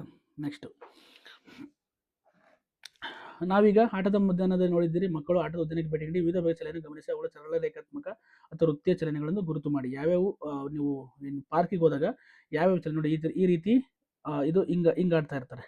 ಇದು ಇದರಲ್ಲಿ ಆಕ್ಸ್ ಇದೆ ನಮ್ಮ ಇದರಲ್ಲಿ. ಈಗ ನಾವು ಏನು ಬಂಡಿ ಇನ್ನೊಂದು ಇದಕ್ಕೆ ಎಕ್ಸಾಂಪಲ್ ಕನ್ನಡದ ಏನಂತ ನಂಗೆ ಗೊತ್ತಾಗ್ತಿಲ್ಲ. ಜಾರು ಬಂಡಿ. ಇದು ಜಾರು ಬಂಡಿ. ಇವರು ಹಿಂಗೆ ಸುತ್ತಾ ಇರ್ತಾರೆ, ಇಲ್ಲಿ ಹಿಂಗೆ ಆಡ್ತಾ ಇರ್ತಾರೆ, ಇವರು ಹಿಂಗೆ ಆಡ್ತಾ ಇರ್ತಾರೆ. ಗೊತ್ತಾಗ್ತದೆ? ಇವರು ಮೇಲೆ ಕೆಳಗೆ ನೆಗಿತಾ ಇರ್ತಾರೆ. ಇವೆಲ್ಲ ಯಾವ ರೀತಿಯ ಮೋಷನ್ಸ್ ಅಂತ ನೀವು ಗುರುತು ಮಾಡ್ಕೊಳ್ಳಿ. ಗೊತ್ತಾಗ್ತಿದೆಯಾ? ಮಕ್ಕಳ ಉದ್ಯಾನದಲ್ಲಿ ಅವಲೋಕಿಸಿದ ಚಲನೆಯ ವಿಧಾನಗಳು ಯಾವ್ಯಾವು? ಉಯ್ಯಾಲೆ ಯಾವ ಸರಳನ, ವೃತ್ತೀಯ ಚಲನೆಯ, ಅಥವಾ ಟು ಅಂಡ್ ಫ್ರೋ ಮೋಷನ್, ಅದನ್ನು ನೀವು ಮಾರ್ಕ್ ಮಾಡ್ತಾ ಹೋಗಿ. ಅವಾಗ ನಿಮ್ಗೊಂದು ಕ್ಲಾರಿಟಿ ಸಿಗುತ್ತೆ. ಗೊತ್ತಾಗ್ತಿದೆಯಾ? Moving to and fro motion ಅಂತ. ಈ ರೀತಿ ಟು ಅಂಡ್ ಫ್ರೋ ಅಂದರೆ ಈ ರೀತಿ. ಅರ್ಥ ಆಗ್ತಿದೆಯಾ? ನೆಕ್ಸ್ಟು ಇಲ್ಲಿ ನೋಡಿ, ನಿಮಗೆ ಒಂದು ಗೊತ್ತಾಯಿತು. 3 ರೀತಿಯ ಚಲನೆಗಳನ್ನ ನೋಡಿದ್ರೆ: ಸರಳ ರೇಖಾತ್ಮಕ ಚಲನೆ, ವೃತ್ತೀಯ ಚಲನೆ, ಆಂದೋಲನ ಚಲನೆ, ಲೀನಿಯರ್ ಮೋಷನ್. ನೆಕ್ಸ್ಟು ಸರ್ಕ್ಯುಲರ್, ರೀತಿ ಆಸಿಲೇಟರಿ. ಅದಾದಮೇಲೆ ಪೀರಿಯಡಿಕ್. ಈ ಸರ್ಕ್ಯುಲರ್ ಮತ್ತು ಆಸಿಲೇಟರಿ ಎರಡೂ ಪೀರಿಯಡಿಕ್ ಆಗಿರುತ್ತೆ. ಅರ್ಥ ಆಗ್ತಿದೆ ಅನ್ಕೊಂತೀನಿ. ಆವರ್ತಕ ಚಲನೆ. ಈ ರೀತಿ ನೀವು ಕಲ್ತ್ಕೊಂಡ್ರಿ. ಇವತ್ತಿನ ನಾವು ಕಲ್ತಿದ್ದು ಏನಂದರೆ ಮೆಜರ್ಮೆಂಟ್ ಅಂದರೆ ಅಳತೆ. ಅಳತೆ ಮಾಡಿದೆ ಯಾವ ರೀತಿ, ಅದರಲ್ಲಿ ಎಸ್ಪೆಷಲಿ ಮೀಟರ್ ಬಗ್ಗೆ ತಿಳ್ಕೊಂಡ್ವಿ. ಮೀಟರ್ ಗೊತ್ತಾಗ್ತದೆ. ಮೀಟರ್ ಅಂದರೆ ಲೆಂತ್ ಅಂದರೆ ಉದ್ದದ ಯಾವ ರೀತಿ ಅಳತೆ ಮಾಡ್ತೀವಿ, ಅದು ಯಾವ ರೀತಿ ನಾವು ಮೆಜರ್ಮೆಂಟ್ ತೊಗೊತೀವಿ ಅನ್ನೋದ್ರ ಮೇಲೆ ಅದು ಯಾವ್ಯಾವ ಟೈಪ್ಸ್ ಇದೆ, ಸೆಂಟಿಮೀಟರ್ಸು ಅವೆಲ್ಲ ನೋಡಿದ್ವಿ. ಸ್ಕೇಲ್ ಬಗ್ಗೆ ನೋಡಿದ್ವಿ, ಮತ್ತು ಸ್ವಲ್ಪ ಚಲನೆ ಬಗ್ಗೆ ನೋಡಿದ್ವಿ. ಚಲನೆಯಲ್ಲಿ 3 ರೀತಿ ಚಲನೆಗಳನ್ನ ನೋಡಿದ್ವಿ. ಹಾಗಾಗಿ ನಿಮಗೆ ಈ ಒಂದು ಚಾಪ್ಟರ್ಲಿ ಚಲನೆ ಮತ್ತು ಮೆಜರ್ಮೆಂಟ್ ಬಗ್ಗೆ ಸ್ವಲ್ಪ ಐಡಿಯಾ ಬಂದಿದೆ. ಇದ್ರ ಮುಂದಿನ ಪಾರ್ಟ್ಗಳು ಮುಂದಿನ ಇದರಲ್ಲಿ ಬರ್ತಾ ಹೋಗ್ತವೆ. ನಾವು ನೋಡಿದಾಗ ಪದಗಳು, ಇಂಪಾರ್ಟೆಂಟ್ ಪದಗಳು: ಸೆಂಟಿಮೀಟರ್ ಅಳತೆ, ಮೆಜರ್ಮೆಂಟ್, ವೃತ್ತೀಯ ಚಲನೆ, ಸರ್ಕ್ಯುಲರ್ ಮೋಷನ್, ಮೀಟರ್ ದೂರ ಡಿಸ್ಟೆನ್ಸ್, ಮಿಲಿಮೀಟರ್, ಕಿಲೋಮೀಟರ್, ಚಲನೆ ಮೋಷನ್ ಗೊತ್ತಾಗ್ತಿದೆಯಾ, ಉದ್ದ ಲೆಂತ್, ಆಂದೋಲನ ಚಲನೆ ಗೊತ್ತಾಗ್ತದೆ, ಆಸಿಲೇಟರಿ ಮೋಷನ್, ರೇಖೆ ಚಲನೆ, ಲೀನಿಯರ್ ಮೋಷನ್, ನಿರ್ದೇಶಕ ಬಿಂದು ಗೊತ್ತಾಗ್ತಿದೆಯಾ, ಇದೆಲ್ಲ ಗೊತ್ತಿರಬೇಕು ನಿಮಗೆ. ಪದಗಳು ಗೊತ್ತಾಗ್ತಿದೆ. ಡೈರೆಕ್ಷನ್ ಪಾಯಿಂಟ್ ಅಂತ, ಉದ್ದದ ಅಂತಾರಾಷ್ಟ್ರೀಯ ಏಕಮಾನ. SI unit of measurement of length ಅಂದರೆ ಮೀಟರ್ ಗೊತ್ತಾಗ್ತಿದೆ. SI ಯೂನಿಟ್ ಬಗ್ಗೆ ನಾವು ಮುಂದಿನ ದಿನಗಳಲ್ಲಿ ಇನ್ನೂ ಚೆನ್ನಾಗಿ ತಿಳ್ಕೊಂತ ಹೋಗೋಣ. ಓಕೆ, ಸಾರಾಂಶ ನೋಡೋದಾದರೆ ಎಲ್ಲ ದೇಶಗಳು ಒಂದೇ ರೀತಿಯ ಅಂತಾರಾಷ್ಟ್ರೀಯ ಪದ್ಧತಿ ಏಕಮಾನಗಳನ್ನು ಪ್ರಮಾಣಿತ ಅಳತೆ ಏಕಮಾನವಾಗಿ ಅಳಿಸಿಕೊಂಡಿರ್ತಾರೆ. SI ಯೂನಿಟ್ ಗೊತ್ತಾಗಿದೆ. ಉದ್ದದ SI ಏಕಮಾನ ಮೀಟರ್ ಗೊತ್ತಾಗ್ತಿದೆ. ಮೀಟರ್ ಅದನ್ನು 1 kilometre = 1000 metre, 1 metre = 100 centimetre, 1 centimetre = 10 millimetre. ಒಂದು ನಿರ್ದಿಷ್ಟ ವಸ್ತುವಿನಿಂದ ಅಥವಾ ಬಿಂದುವಿನಿಂದ ದೂರವನ್ನು ವ್ಯಾಖ್ಯಾನಿಸಿದರೆ ಆ ಬಿಂದುವನ್ನು ನಿರ್ದೇಶಕ ಬಿಂದು ಅಂತ ಕರಿತೀವಿ. ಏನು ನಿರ್ದೇಶಕ ಬಿಂದು ಅಂತಂದರೆ ನಾವೇನು ಮಾಡ್ತೀವಿ, ಫಿಕ್ಸ್ಡ್ ಆಬ್ಜೆಕ್ಟ್ ಆರ್ ಪಾಯಿಂಟ್ ಅಂತ ಕರಿತೀವಿ. ಗೊತ್ತಾಗ್ತಿದೆಯಾ.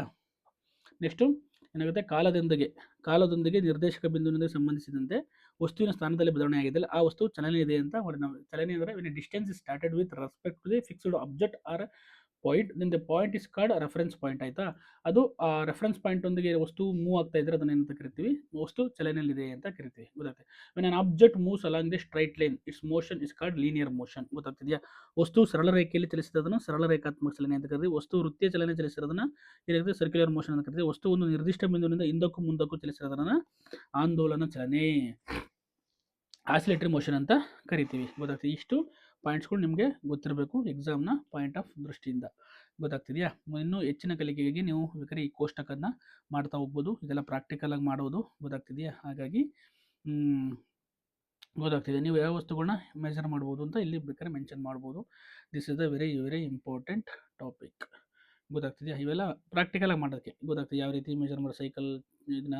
ನೆಕ್ಸ್ಟು ನಾವು ಮುಂದಿನ ಅಧ್ಯಾಯವನ್ನು ನಮ್ಮ ಸುತ್ತಲಿನ ಸಾಮಗ್ರಿಗಳು ಗೊತ್ತಾಗ್ತಿದೆಯಾ ಅನ್ನೋದ್ರ ಬಗ್ಗೆ ನಾವು ನೋಡೋಣ. ನಮ್ಮ ಸುತ್ತಮುತ್ತ ಇದಕ್ಕೆ ಏನೇನು ವಸ್ತುಗಳು ಕಂಡು ಬರುತ್ತೆ ಅನ್ನೋದು ನೆಕ್ಸ್ಟ್ ಚಾಪ್ಟರ್ಲಿ ನಾವು ನಿಮ್ಗೆ ಕಲಿತಾ ಹೋಗೋಣ. ಹೀಗೆ ನನ್ನ ಜೊತೆ ಕಲಿಬೇಕು ನೀವು. ಏನು NCERT DSCERT ಎರಡೂ ಒಂದೇ. NCERT ಆರ್ DSCERT ಗೊತ್ತಾಗ್ತಿದೆಯಾ. Learn with Kitti sir. ಚೆನ್ನಾಗಿ ಅನಿಸಿದರೆ ಲೈಕ್ ಕೊಡಿ, ಶೇರ್ ಮಾಡಿ. ಇನ್ನೂ ಏನಾದರೂ ಇಂಪ್ರೂವ್ಮೆಂಟ್ಸ್ ಬೇಕು ಅಥವಾ ಇನ್ನೂ ಎಕ್ಸ್ಪ್ಲೈನ್ ಜಾಸ್ತಿ ಬೇಕು ಅಂದರೆ ಖಂಡಿತ ಹೇಳ್ತೀನಿ. ನಾನು ನಿಮಗೆ ಅರ್ಥ ಮಾಡ್ಸೋಕೆ ಹೋಗ್ತಾ ಇದ್ದೀನಿ. ಬೇಸಿಕ್ ಆಗಿ ಹಂತವಾಗಿ ನಾವು ಕಲಿತಾ ಹೋಗೋಣ. ಮುಂದಿನ ವೀಡಿಯೋದಲ್ಲಿ ನಿಮ್ಮನ್ನು ಭೇಟಿ ಮಾಡ್ತೀನಿ ನೆಕ್ಸ್ಟ್ ಚಾಪ್ಟರ್ನೊಂದಿಗೆ. Thank you so much.